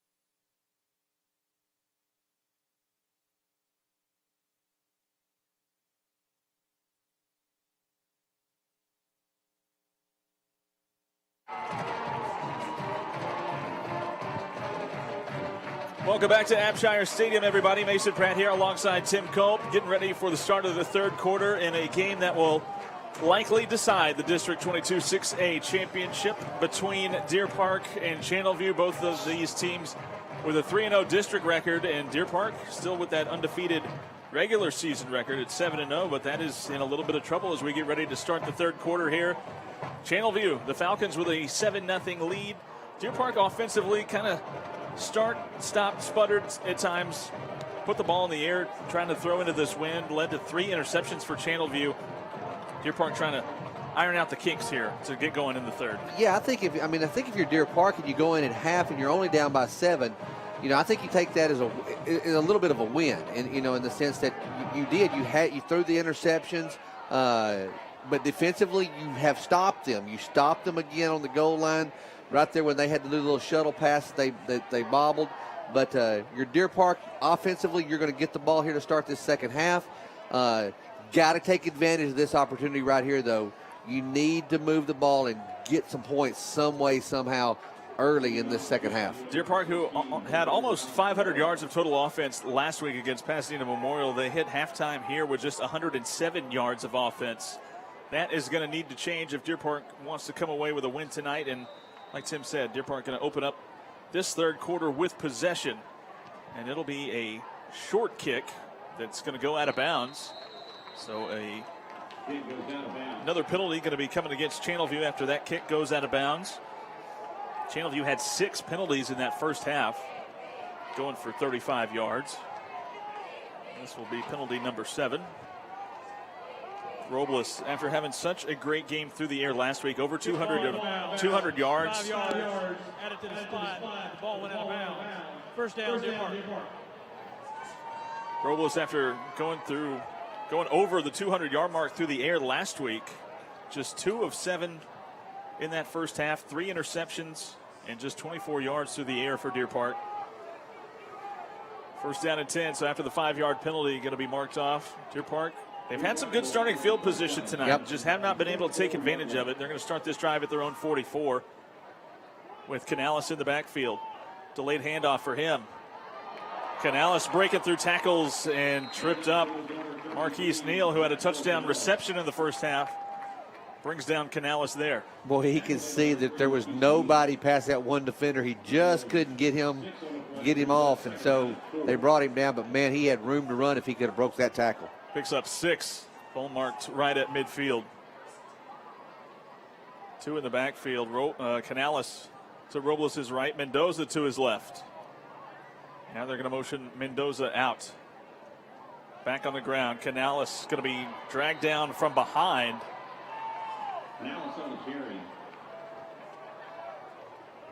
Caleb Adafua coming down the line, number 51 for Channelview, and bringing down Canales before he was able to get going. And now we're going to see Millette check in offensively for the first time tonight as he's going to come into the huddle.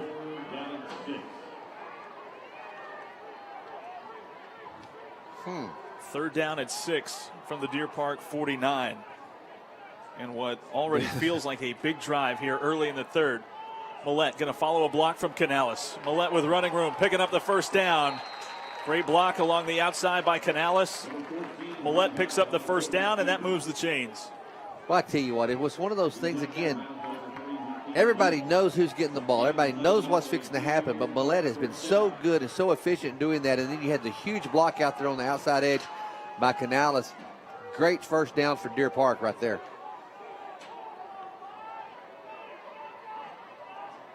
Ball at the 42 of Channelview. First down. Canales shifting his way, finds a hole, following his blockers, and being thrown forward ahead, close to the first down. Oh, come on, give us that spot. There we go. Move those chains. I like it. 10 yards for Canales.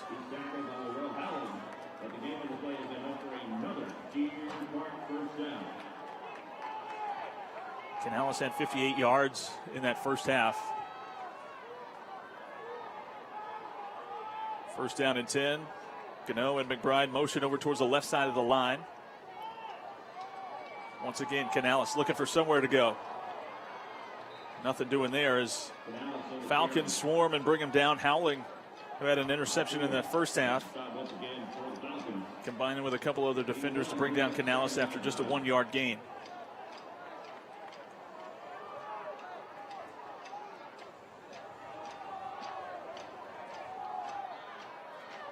Second down and 9 at the Falcons 31. Empty backfield look.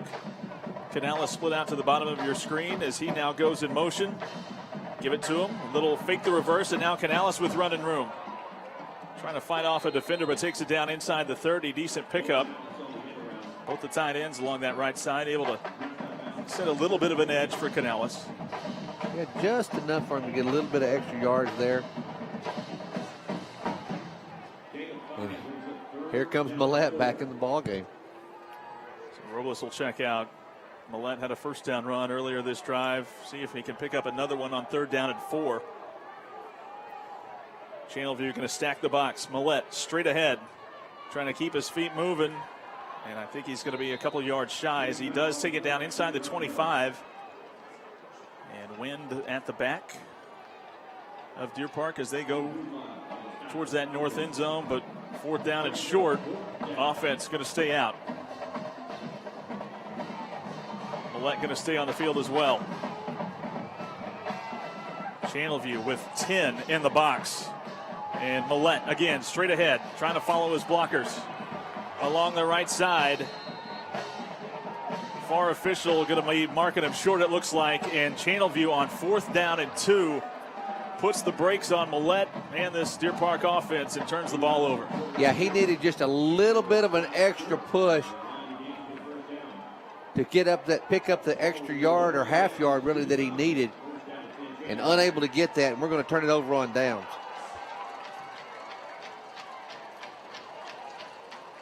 Deer Park defense, or the Deer Park offense rather, the drive stalls and give the ball back to Darius Clark James and company. 3 wideouts to the near side, but they will go on the ground for Parker. Had a big first half. He's met near the line of scrimmage. Demetrio making first contact, and not many times tonight Parker has been held to a short game, but he was there. No, also in on that stop. And not only that, he did it, the thing that I've been saying not to do all night long. He hit him up high around the shoulder pads, and he absolutely stood him straight up. That was a huge collision there. Wow. Parker went for 6 carries for 53 yards in that first half. He goes for 2 right there. 2nd and 8 from the 25. Now they're going to motion Parker out. Dump it off to the big fella out of the backfield. Looking for blocks downfield. Spun shy of the 30 before finally being gang tackled. A huge pile finally brings him down near the 30-yard line. Not enough for the first down. And as a defensive back, you don't want to see Bryce Parker coming at you with a full head of steam in the open field. No, you don't. 3rd down and 4. Oh, but a big 3rd down early in this second half here for Deer Park defense. Going to motion Parker out again. Give it to him out of the backfield. Trying to pick up blocks along the sideline. Does so as Martinez chases him out. Good block along the edge. Marquise Neal doing some blocking along the outside. Picks up a Falcons first down. Yeah, well, like I said a moment ago, you get Parker out in space. He is just a load to try to figure out how to bring down, and that's what they're doing with him. They're getting him out there where he can just kind of work on his own. Parker going to get a breather. Hand it off to Jackson, who is squashed in the backfield.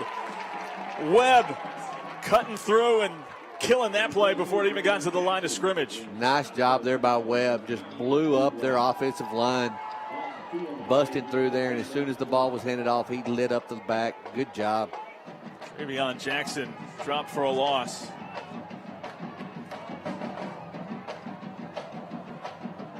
Falcons trying to get the personnel right. Still some miscommunication as they're going to go with a 2-back look here. Parker checks back in. He's lined up along the left side of the offensive line. He's going to do some lead blocking for Jackson. Jackson stood up at the line of scrimmage, and he's going to be dropped. No gain on the play. Sanders along with Salazar. A whole swarm of Deer Park defenders along with Gustav coming down from the safety spot to meet Jackson at the line of scrimmage. Matter of fact, Parker, he lost a yard there, so they're going backwards right now. This Deer Park defense being just absolutely just blowing things up. 3rd down and 13 from the Falcons 37. Clark James looking left. not there. Now going to try and buy time. Fires downfield. Has a man open, picking up the first down and taking it into Deer Park territory. Jackson, the running back, found out of the backfield, and that keeps the drive alive for Channelview. Ooh, that's a backbreaker right there for the Deer Park defense. Done such a good job on those previous 3 downs. They convert on 3rd down and 13. Ball now at the Deer Park 47. Trying to go back on the ground, and this Deer Park front starting to get a little bit of a push and meeting running backs at the line of scrimmage. As there you see the sophomore Colquitt in on the stop. Actually going to go for a short gain of 2 on the play.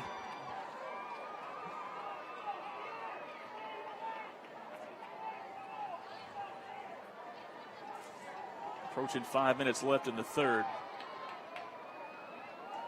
Parker has come back on. He's lined up to Clark James's left on 2nd down and 8. They send Watson in motion.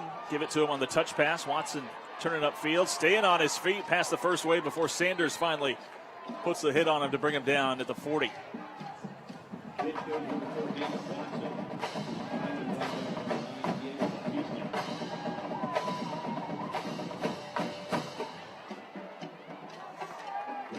Third down and a couple. Sanders tonight, he usually plays the cornerback spot, but he's been playing kind of much deeper, about 10 yards deep, almost like a third safety. Yeah. Parker gets the call, gets the first down and more. Ball comes loose, and Gustav going to jump on it as Parker coughs up the football. Ooh, that is a huge play for the Deer Park defense. I didn't see who got a hand in there and knocked it out, but somebody punched that ball out. It just came out. It probably went 10 yards back when it came out of that pile, and there was nothing but Deer Park defenders around it. So Deer Park gets an opportunity here. Let's see if we can see who punches this thing out. I think Parker just fighting for yardage. And just lost it. Second turnover by Channelview tonight gives the ball back to Deer Park, still only down by a touchdown. Robles, play action, under pressure. Now going to step up into the pocket, fires deep downfield. Kings Phillips is wide open inside the 40. Huge gain through the air, first time tonight. Phillips beat everybody. Tell you what, though, give Robles a ton of credit right there. Kept his composure. When the pocket started to collapse around him, he just stepped up in it and then let it rip, and nobody was around Phillips. He had to go up kind of high. Ball was getting over his head, but he made the catch. Just like that, Deer Park in Falcons territory. First big play through the air for Deer Park tonight. They're going to go with a little run pass option. Robles with the keeper. Picks up about 4 down inside the 35. Oh, you can feel that old Mo jump over on that Deer Park side right now. Got the big stop on defense, forced the fumble, get the big play right down the middle of the field. On a defense. And tack on 15 more. And look at here, add 15 yards to it. That gets this Abshire Stadium crowd back into it as well.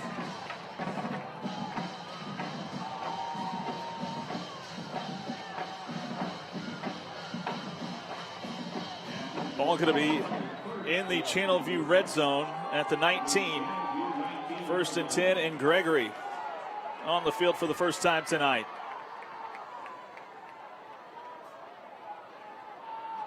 Once again, hand it off. Gregory, he's got the crease inside the 15, 10, 5, and falling down to the 6.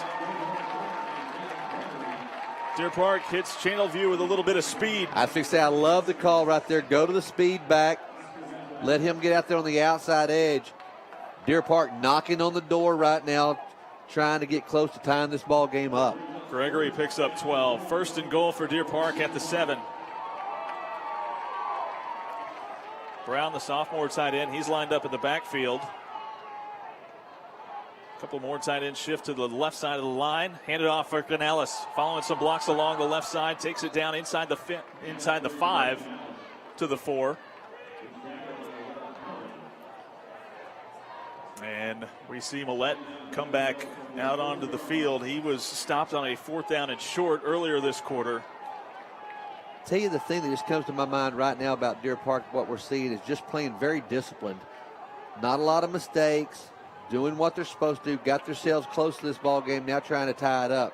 Here's Millette with the play. Millette to the corner of the end zone, and Millette scores. Deer Park on the board. 9th touchdown on the ground this season for the linebacker. And Deer Park an extra point away from tying things up. Man, what a great job. Again, defense forces the fumble. Turn around, have the big bomb right down the middle of the field, and then just everybody doing their job. Sanchez coming on for the extra point. And he splits the uprights. We are tied at 7. A flag thrown. I think Channelview might have jumped off sides, but Deer Park likely going to decline this penalty, keep it at 7-7. So the points off the turnover. Millette untouched into the end zone. Great blocks along the outside. That penalty decline. Point is good. And with just 2:38 left in the third, tied at 7. We expected a high-scoring offensive shootout, but the defenses have really been the ones to show up tonight. Yeah, both defensive have played really, really well. And I was like, yeah, I mean, we talked about it in the beginning. We really did. I thought this was going to be just a barn burner, but it has not been the case at all. Defenses have just played well. And I tell you, basically the difference in this ball game right now, in my opinion, is penalties.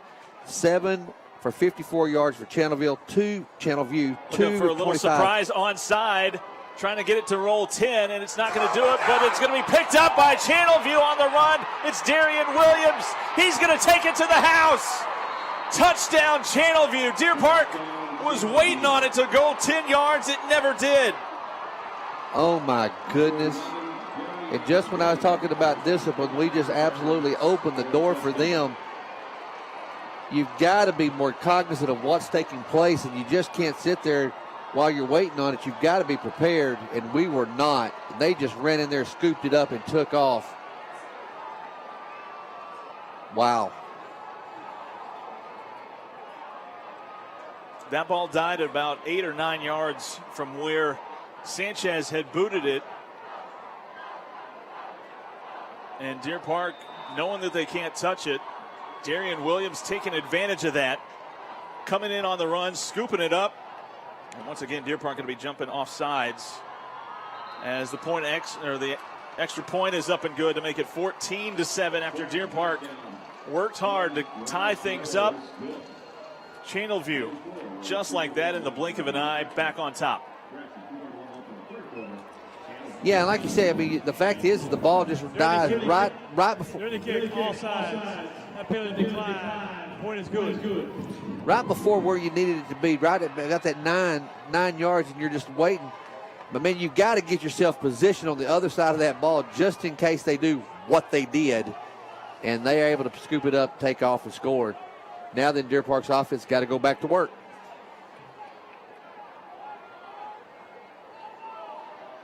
Huge play by Darian Williams, the wide receiver. Heads up play. Really was. Knowing that Deer Park wasn't going to be able to touch it without taking a penalty. And like you said, Deer Park just unable to wall off Channelview from that ball. Heads up play by the senior wideout gives Channelview back the lead at 14-7.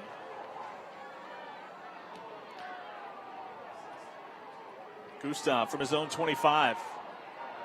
Past the 30, 35, and wrapped up and going to be brought down near the 40-yard line. Good return by the safety and senior captain. And the offense right back to work, trying to maintain that offensive momentum that they had just a few moments ago. Well, I don't know that I've ever seen that often. I don't know that I've ever seen it like that. You see it sometimes on onside kicks when the receiving team will just go up and take it, but never on a little surprise squib onside like that. Wow. Ball at the 39. The Deer Park offense right back to work.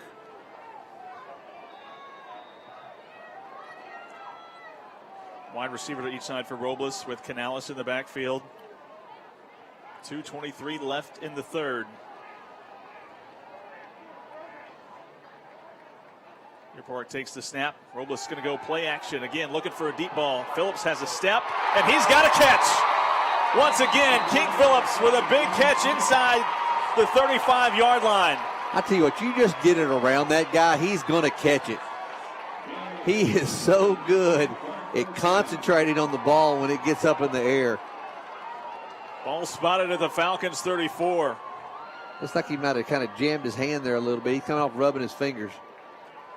Channelview once again going to stack the box. 1st and 10. Counter play for Canales. Met at the line of scrimmage and dropped.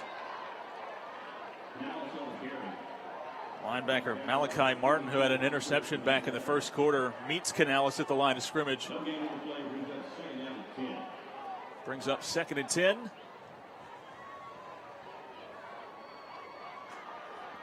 Deer Park with the wind at their back here in this third quarter. It does mean that they'll be going into the wind, though, in the fourth. Empty backfield look, 2nd and 10. Send Canales in motion. Give it to him. Now going to fake the reverse again. Canales with a good hole along the right side. Canales got the first down and more. Canales down the far sideline, and he's got a touchdown. 34-yard touchdown run by Canales, and the offense starting to click. Man, I tell you what, they just set that edge for him all the way down the side. Once he found that he's had open room, it looked like, I thought he was going to step out of bounds, but he just kept rolling. Great run by Canales, but more importantly, great blocks all the way down that sideline by the Deer Park offense. Extra point going to shift.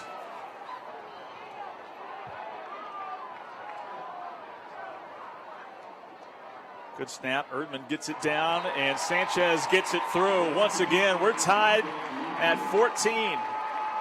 A minute 19 left in the third. On the receiver team, on the defense, appeals decline. And another offsides on these extra point block. But Canales.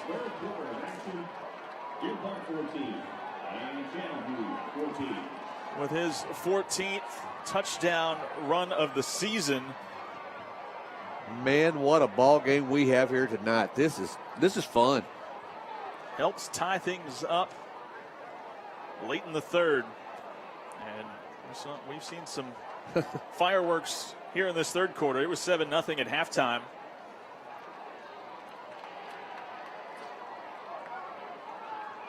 Well, Deer Park, they tried the surprise onside last time, just didn't get enough of a roll. Channelview was able to scoop it and score it. Sanchez, though, with a high little chip shot. It's going to take a bounce at the 20-yard line. And a huge hit put on back at the 15. Batista laying the wood. Oh, my gracious. You could see that setting up. You knew what was fixing to happen. And man, oh, man, did they light him up. Wow. That's a football player's dream right there, is to be able to have that kind of a shot. Marquise Neal having to field that ball on a hop. Unable to even make a move. And lucky to hold on to that ball. Falcons going to start this drive from their own 19. Deer Park trying to ride this momentum, see if it can transfer to the defense now. Clark James takes the snap, handed off to Cyrus along the left side. Gain of a couple, or a few up to the 22 for a pickup of 3. Yeah, you said on that last play, he was lucky he did hold on to that ball. I mean, that would have been a huge break for Deer Park if he'd have coughed it up. Under a minute to go in the third. Clark James going to send Thomas in motion, give it to him on the touch pass. He's going to try and turn the corner. Thomas has the first down, spinning through tackles. Flag thrown downfield at about the 31-yard line.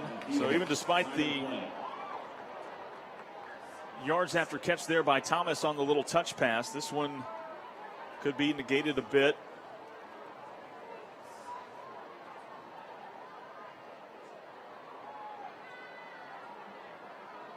It'll be enough for a first down as it stands. Holding on the offense. Number 3.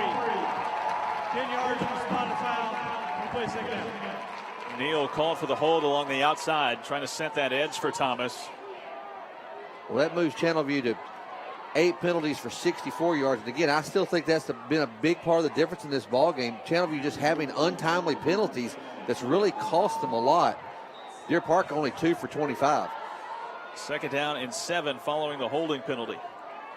Clark James looking left, loads up, goes deep downfield, looking for Neal. In and out of the hands as he nearly dropped it in the bucket. But Neal unable to hold on, and it goes incomplete. Had Deer Park defenders there, and like you said, he almost just laid that one right there. He just wasn't quite able to hold on to it. Batista coming over the top. And Chavez underneath. Chavez with a little bit of a limp following that play. 3rd down and 7. Late in the 3rd, Deer Park trying to make a timely defensive stop. And this Deer Park crowd trying to make it loud. Yeah, they're coming to their feet here. They understand this is a big 3rd down play for Deer Park right now. Clark James takes the snap, looks left, escapes the pocket. Now throws, has a man open at the 30. Picking up the 1st down at the 35 and breaking through tackles, crossing midfield before Demetrio chases him down. Coaches in the box next to us for Channelview want an extra 15. They're not going to get it, but a good find deep downfield by Clark James as he found Thomas wide open. Yeah, he was just able to scramble just enough to be able to give his receiver time to find that open field. He was out there all by himself, able to complete the pass. 1st and 10 for Channelview at the Deer Park 49. Clock stops with 28 seconds to go in the 3rd.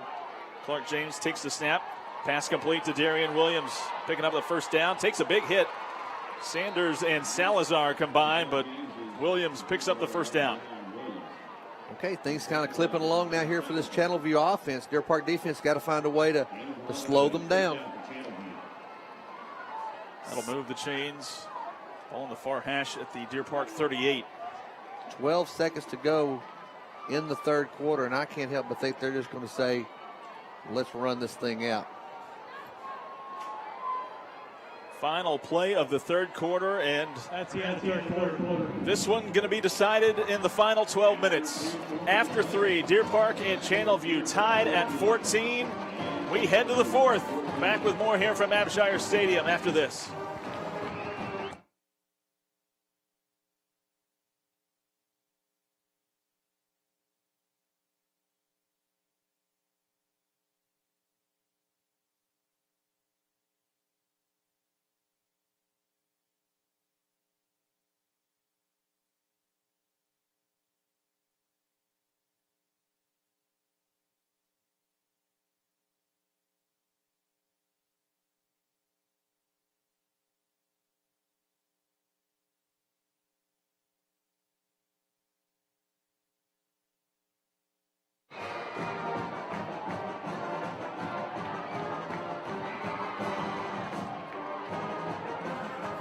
What a game that we have had here tonight on a Friday night, Abshire Stadium. Deer Park and Channelview, both teams 3-0 in district with only 2 games left after this. Well, you know, this is what you want. I mean, you want a game like this, and if you really are fighting it out for the district title, you want a good football game, and we've got one here tonight. Great plays by both teams, offensively and defensive. Mistakes by both teams, but still got a good one going. 1st down and 10 for Channelview to start this 4th quarter. Clark James, the quarterback. Another touch pass for Isaiah Thomas, but Gustav trying to come down and make a hit. Couldn't do it. Takes it up near the 1st down marker, but a flag thrown back at the 36 in the area of holding. And yeah, I think they're going to get another holding call against them. And again, I'll just keep saying it. Penalties have been the Achilles heel for Channelview tonight. It has negated many a good play for them. Holding on the offense, number 11. 10-yard penalty for the spot foul. Darian Williams, who just had that 1st down reception, called for the hold.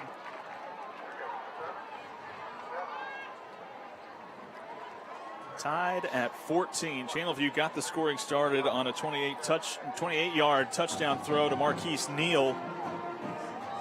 And then they gambled and went for it down near the goal line at the very end of the half that did not pay off. So we went to halftime at 7-0. Deer Park came out, able to get a touchdown, and then the following possession, the following kickoff rather, Channelview took it for the touchdown as Luke Webb blows that play up in the backfield. Man, he took the ball and he thought he was going right up the middle, and then there stood Webb. I think he honestly wanted to try to drop down and cut a little bit, but he couldn't do it. Webb wrapped him up and put him right on his bottom. Travion Jackson goes backwards. Second down and long following the holding penalty, and Luke Webb blowing that play up. Channelview can pick up a first down at the Deer Park 28-yard line. Clark James has all kinds of time, setting up a screen, and another huge hit put on. And this Deer Park defense starting to fly around. Watson caught it, but he paid the price. I tell you what, once again, Luke Webb brought all the wood to that woodshed and laid it on him. My goodness. Third down and 21 to go. Marquise Neal, he is the big play threat. He is lined up out wide to the top of your screen, almost at the Channelview sideline. Yeah, this is third and a country mile. We've got to make this stop right here. Empty backfield look for Clark James. And Deer Park, that's going to be big. They're going to take their first time out. I tell you what, I like the timeout right here. You got them, again, third and 21. Deer Park defensively, you do not want to give this up. You want to get them to force the ball over. I can't help but think they're going to end up having to punt here if we can stop them right here. And, you know, this area of the field, we've seen Channelview elect to go with their offense more times than their special teams. So even depending on how much Channelview gets here. Oh, it definitely could be two. I mean, they could go to, you know, it could be 4-down territory for them, no doubt.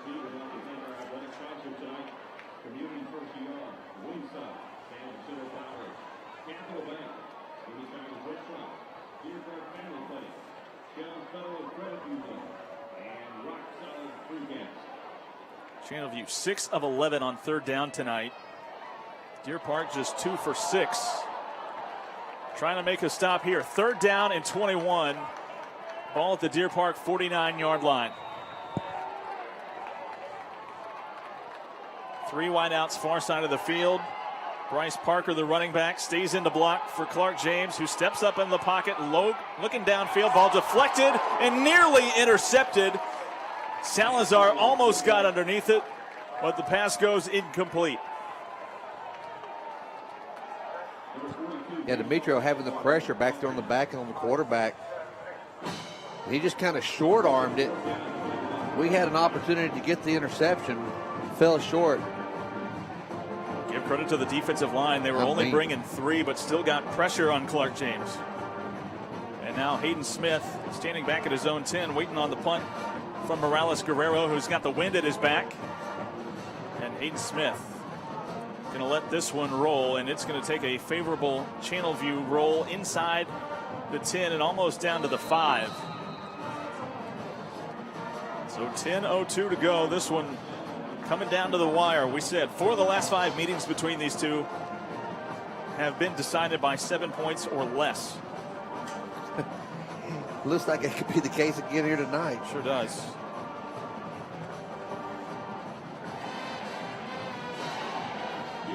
Deer Park now with a chance to take a lead. He just got 95 yards of Abshire turf in front of him. Robles going to hand it off to Canales on first down, following some blocks along the right side, rumbles his way out past the 10. Some good blocks up front. Trying to help Deer Park get out of the shadow of their own goalposts. As Canales goes for 5.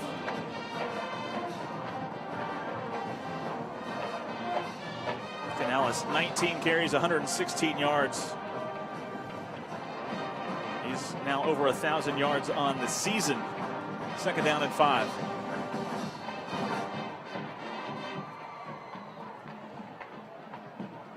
Robles once again, little triple option, run pass option. Pass is complete up past the 15. McBride taking some hard hits, but he's going to pick up the first down out past the 20.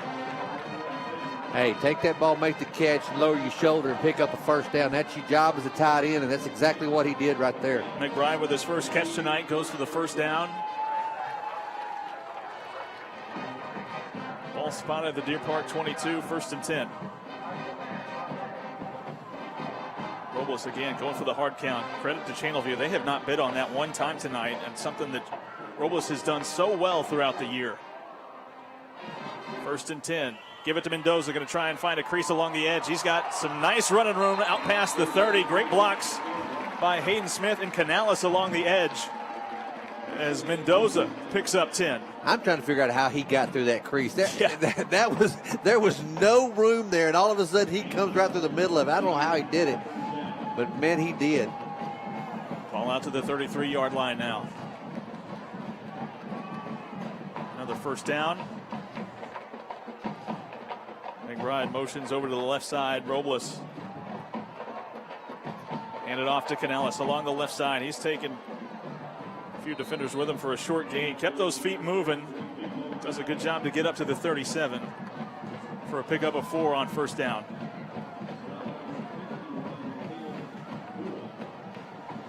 Man, this is shaping up to be one of those situations. Who's going to have the ball last? You just can't. You just kind of get that feeling right now. Clock continues to run inside of 8 minutes. 2nd and 6 for Deer Park. Play action. Robles buying time, going deep downfield, double coverage and incomplete.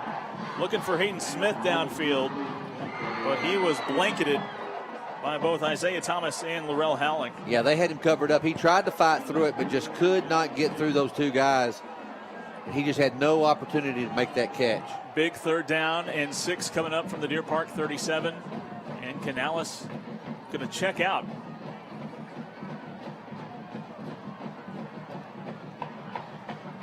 As Deer Park goes with a little bit more speed, Hayden Smith going to be lining up in the backfield. 3 wideouts far side of the field. Robles now sends Mendoza in motion. Now Robles buying time, throws over the middle, pass is complete to Bryce May for a big first down. Great find by Robles. Great job by May to get what he needed. And the senior wideout comes up big with his first catch tonight, and it goes for a huge first down. Yeah, I tell you what, that was not shaping up to go very well, and I don't know how Robles found May, but he did. And man, we were able to pick up that first down. That was not looking good in the beginning. Ball at the 44-yard line now. Back on the ground for Canales along the left side. Manzanares for Channelview meeting Canales after a short gain of a couple. This drive started for Deer Park back at their own 5-yard line.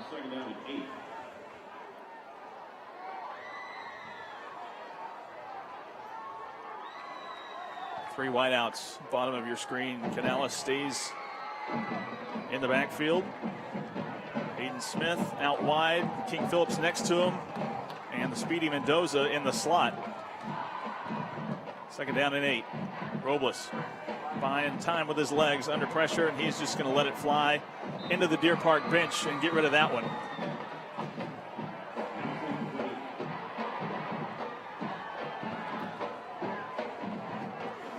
Nothing there for Robles on 2nd down. Clock stops with 6:38 to go.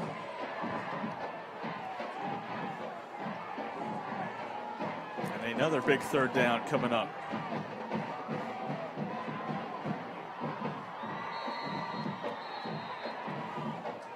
And Channelview going to take their first timeout. So both teams with 2 timeouts for this final 6:37 to go. Coach Hertz was sprinting down that far sideline to get that timeout called. I'm looking at him right now, and he was not happy with his defense. They were not where he wanted them to be. Yeah, he was not happy right at this moment. Does get the timeout, and also allows Deer Park to maybe change some things, draw up something. Huge third down coming up.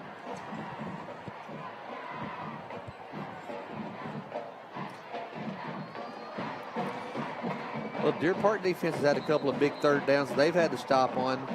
This is a big one for Channelview. Just as important for the Deer Park offense. Can we pick this one up right here? Ball at the Deer Park 46. And the Deer offense facing a 3rd down and 8. Once again, if you don't pick up the first down, but you can get the ball past the 50, may sure be 4-down territory for Deer Park. Going to send Mendoza in motion across. So 3 wideouts to the bottom of your screen. Robles takes the snap. Channelview only rushing 3. Throws downfield and nearly intercepted as he was looking for Mendoza along the far sideline. Williams, who already has a pick tonight, was able to undercut it and get a hand on it. Yeah, that guy is so good. He was so close to picking that one off as well, but like I said, able to get the hand on, knock it down. They're probably going to be forced to punt, but a good drive to at least flip the field a little bit after that drive started at their own 5. Yeah, and this wind hasn't died down any, so this is going to be a tough punt for Deer Park. Sanchez now on to punt. We've seen Robles do a few punts tonight, but Sanchez is going to be brought on to try and boot it through this wind. Marquise Neal back deep for Channelview as they bring pressure. Channelview going to get away from it. Takes a sideways hop and a little bit of a favorable bounce for Channelview. And the Falcons going to start this drive at their own 36 as we are near the halfway point of this 4th quarter. We have seen the Deer Park defense start to find a little bit of momentum. Yep. I tell you, buddy, it's been a while since we've had one this tight. This is kind of exciting right now. See what can happen right here once again with this Deer Park defense. See if we can hold them one more time. Clark James and the offense. Bryce Parker, the running back. See if it's a heavy dose of him down the stretch. They do go to him on 1st down, and he spins off tacklers, and Bryce Parker crosses midfield, and he'll take it out of bounds. Gustav met him, but just unable to bring down the big fella as he rumbles for a 1st down.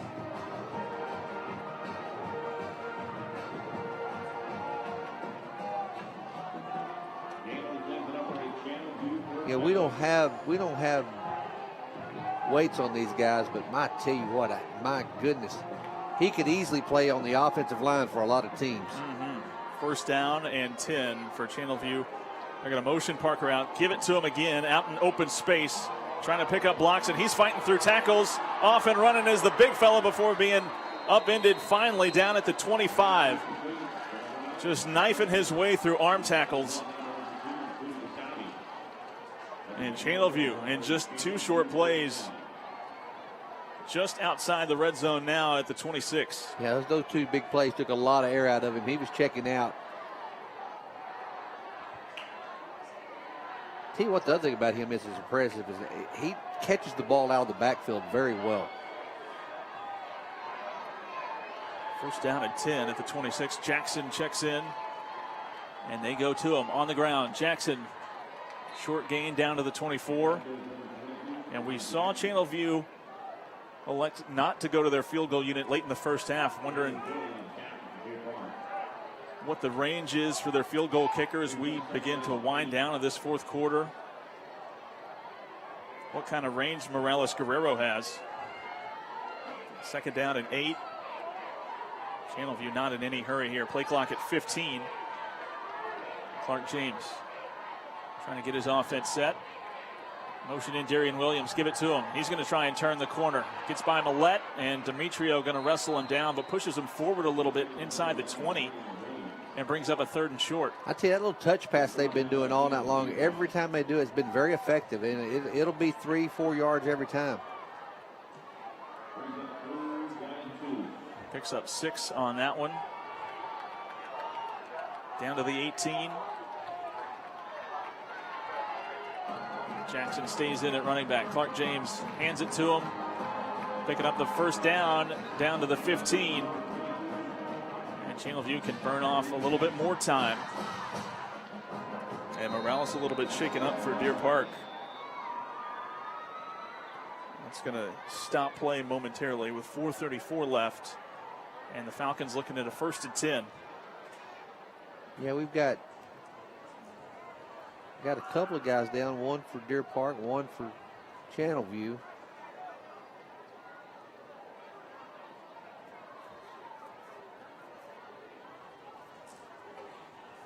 That's a 4:34 to go in the game.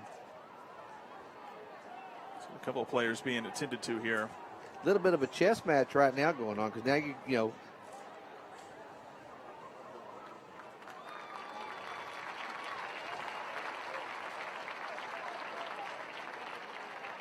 Number 50, Laster, along the offensive line for Channelview, the Falcon player that was shaken up.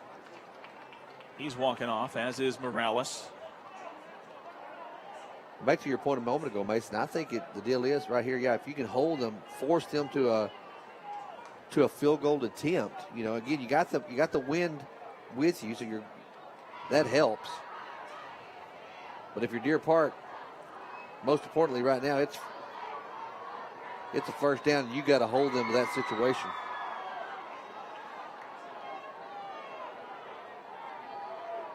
Darius Clark, James and company back out.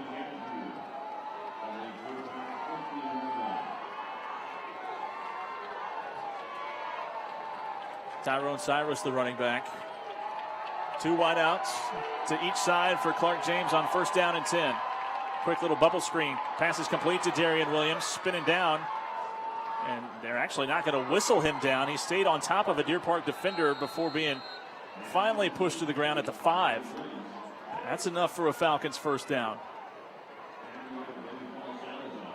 Darian Williams goes for 10. Well, we talked about at the very beginning of the broadcast, talking about this defense. They've been pressured sometimes, bend but don't break, but never has one this year been this important as this 4 downs right here. And the Falcons going to go with a 2 running back look. Big number 9, Bryce Parker, in there along with Cyrus. They're both going to line up in the backfield. Parker to Clark James's left, and he's going to be lead blocking now. Keeper by Clark James, brought down inside the 5, down to the 2. Sanders along with Demetrio in on the stop for Deer Park, and more time ticks off. 2nd down and goal.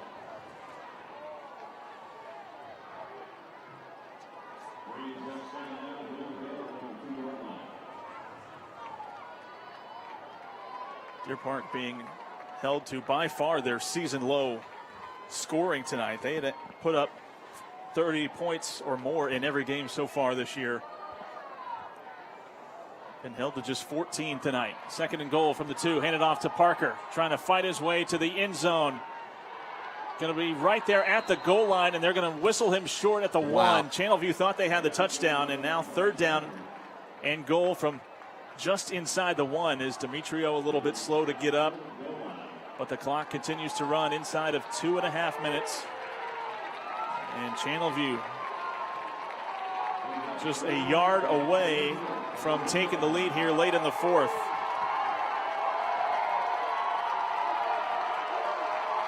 Clark James looking towards the sideline, calling out the play. Play clock inside of 10 seconds. Parker to his right. Handed off to the big fella. Parker to the goal line. Touchdown, Channelview. Yeah, at that distance right there, you've got to go with exactly what they did. Give the ball to Parker, as big and strong as he is, at big offensive line. So now then the Deer Park offense is going to have an opportunity. Bryce Parker with his 9th touchdown run of the season gives the Falcons the lead. Just over 2 minutes to play. This PAT is huge. Low snap. Morales Guerrero, it is blocked. Blocked after the low snap, and Deer Park comes up huge on special teams.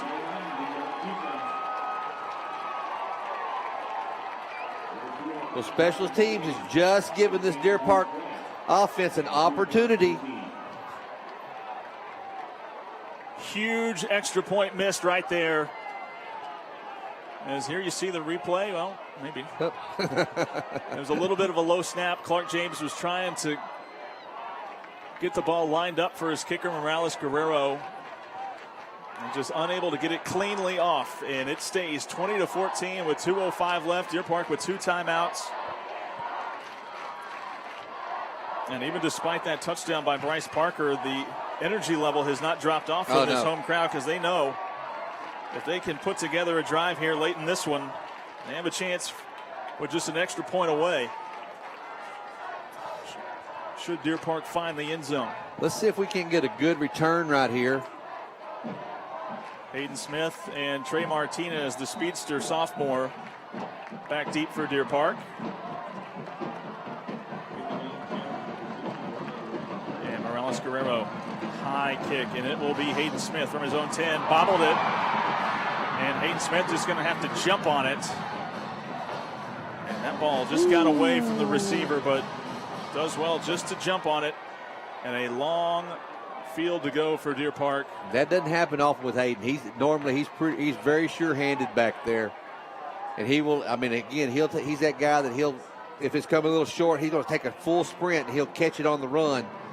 But that one got away from him.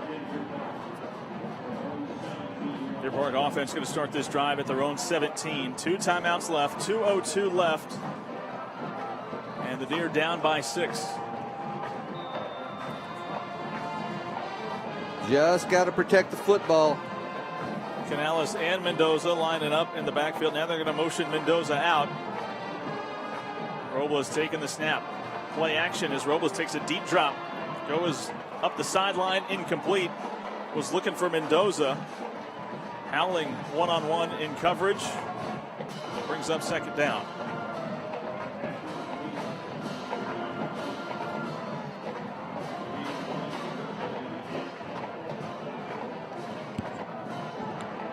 Second down at 10, 2 wideouts to each side for Robles. Trying for the hard count again, nothing there now. Peeking over towards the sideline. Canales shifts. Channelview shows blitz, they come with it. Robles quickly getting rid of it. Pass is complete to Bryce May up ahead to the 25 before being bumped out. Going to be near the first down marker.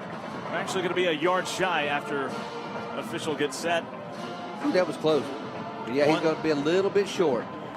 1:51 left and a third down and a yard to go as Deer Park going to bring in a couple extra tight ends, a little extra beef along that offensive line and try and convert this so they can get back to work. But going to take the snap from the shotgun set. Handoff goes to Canales. Stiff arms the defender. Breaking through tackles at the 35. Takes a big hit and tackle on 15 more. Canales hit late out of bounds. I think it was Darian Williams who the Falcons have in playing defense. Canales had already taken a step or two out of bounds before he got hit. Yeah, he had completely given that run up, and he got tagged right out out of bounds. On the defense, number 11, 15 yards. 15 free yards given by Channelview on that penalty. Man, and that sends this Deer Park crowd into an eruption. They realize that got them over the 50-yard line. So we're on their half of the field with 1:45 to go. Channelview going to take their second timeout. 1:45 left. Deer Park with life, 1st and 10 at the Falcon 49.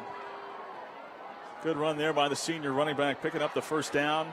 Tell you what was surprising to me on that run right there was just the push the offensive line got there. I mean, they just dominated the snap and gave Canales that extra yardage or room that he needed to pick up the yardage. Making defenders miss as well as student section here at Hampshire Stadium is rocking. Can Deer Park put together the final pieces of a drive here late in the fourth? Down by 6. A huge extra point missed by Channelview just a few moments ago after the big running back Bryce Parker had given the Falcons the lead and broken this 14-apiece tie. But a bad snap on the extra point has given Deer Park a chance to not only tie it here late, but potentially even go ahead late in the ball game. First and 10 at the Falcon 49 as Deer Park quickly to the line. Design quarterback keeper. Good push up front.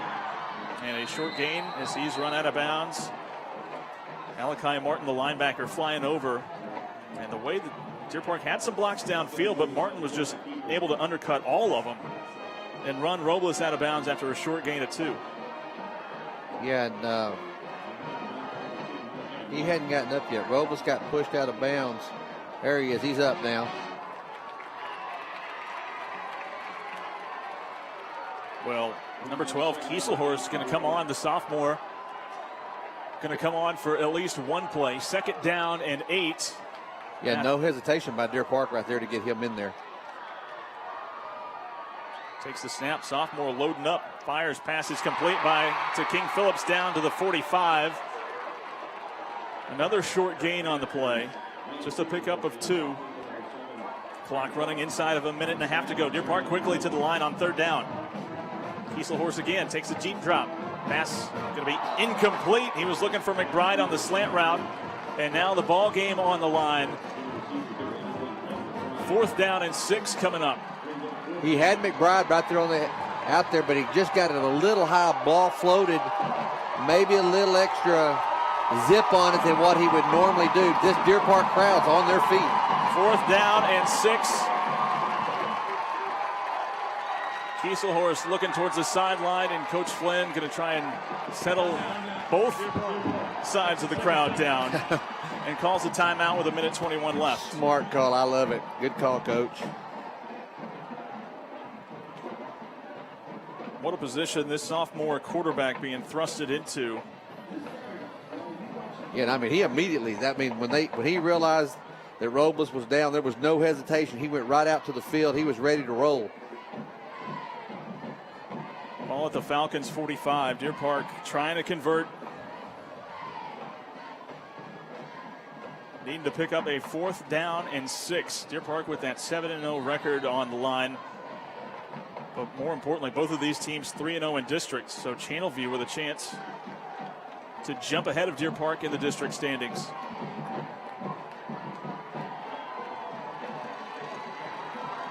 Deer Park going into the wind on 4th down and 6.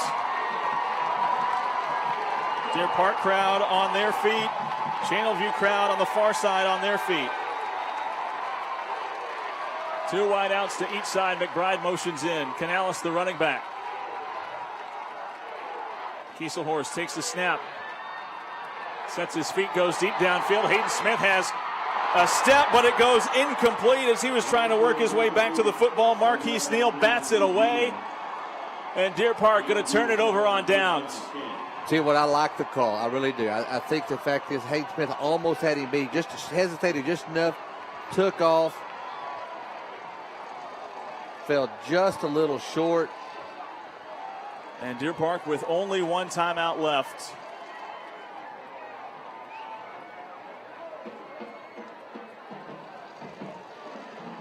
And that is the second deep ball that we've seen thrown by Deer Park tonight that has died going into the wind like that. One back in the first half ended in an interception. And that one just as effective for Channelview as it goes incomplete.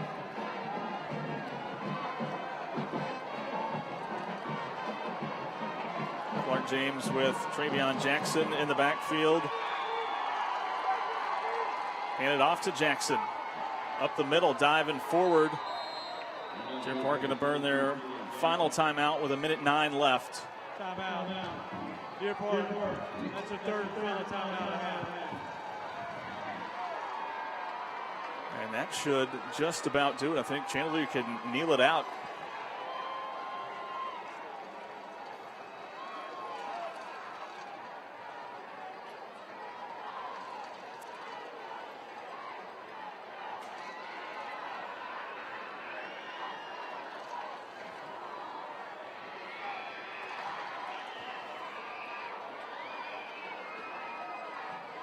So Deer Park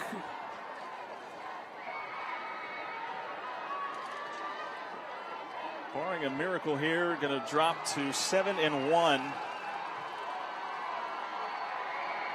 And this Channelview crowd And the team fired up because they know they are about to move to 6-2 on the season. Push up front by Webb, but flags come in.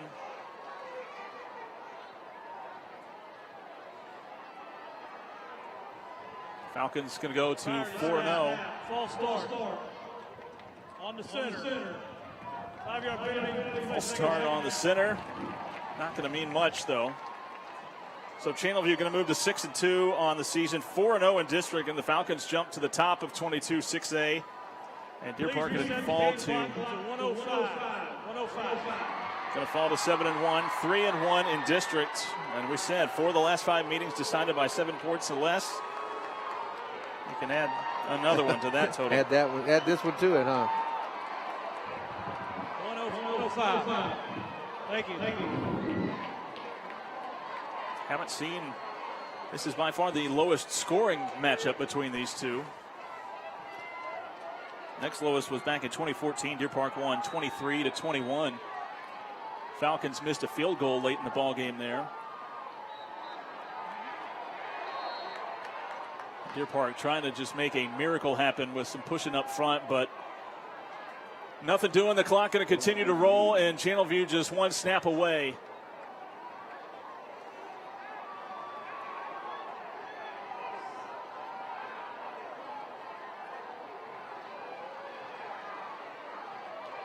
Inside of 40 seconds now. And Channelview just need to kneel it down one more time. And how about the Channelview Falcons as Clark James again going to kneel it down, and that will do it. Both teams just trying to get out of this one without anything extracurricular happening. But Channelview comes in and puts the first blemish on the record of Deer Park here in 2022. And Channelview going to jump ahead. They move to 4-0 in district play with just 2 games left as they knock off Deer Park 20-14. Yeah, I tell you what, we felt real confident this was going to be a great ball game. Honestly.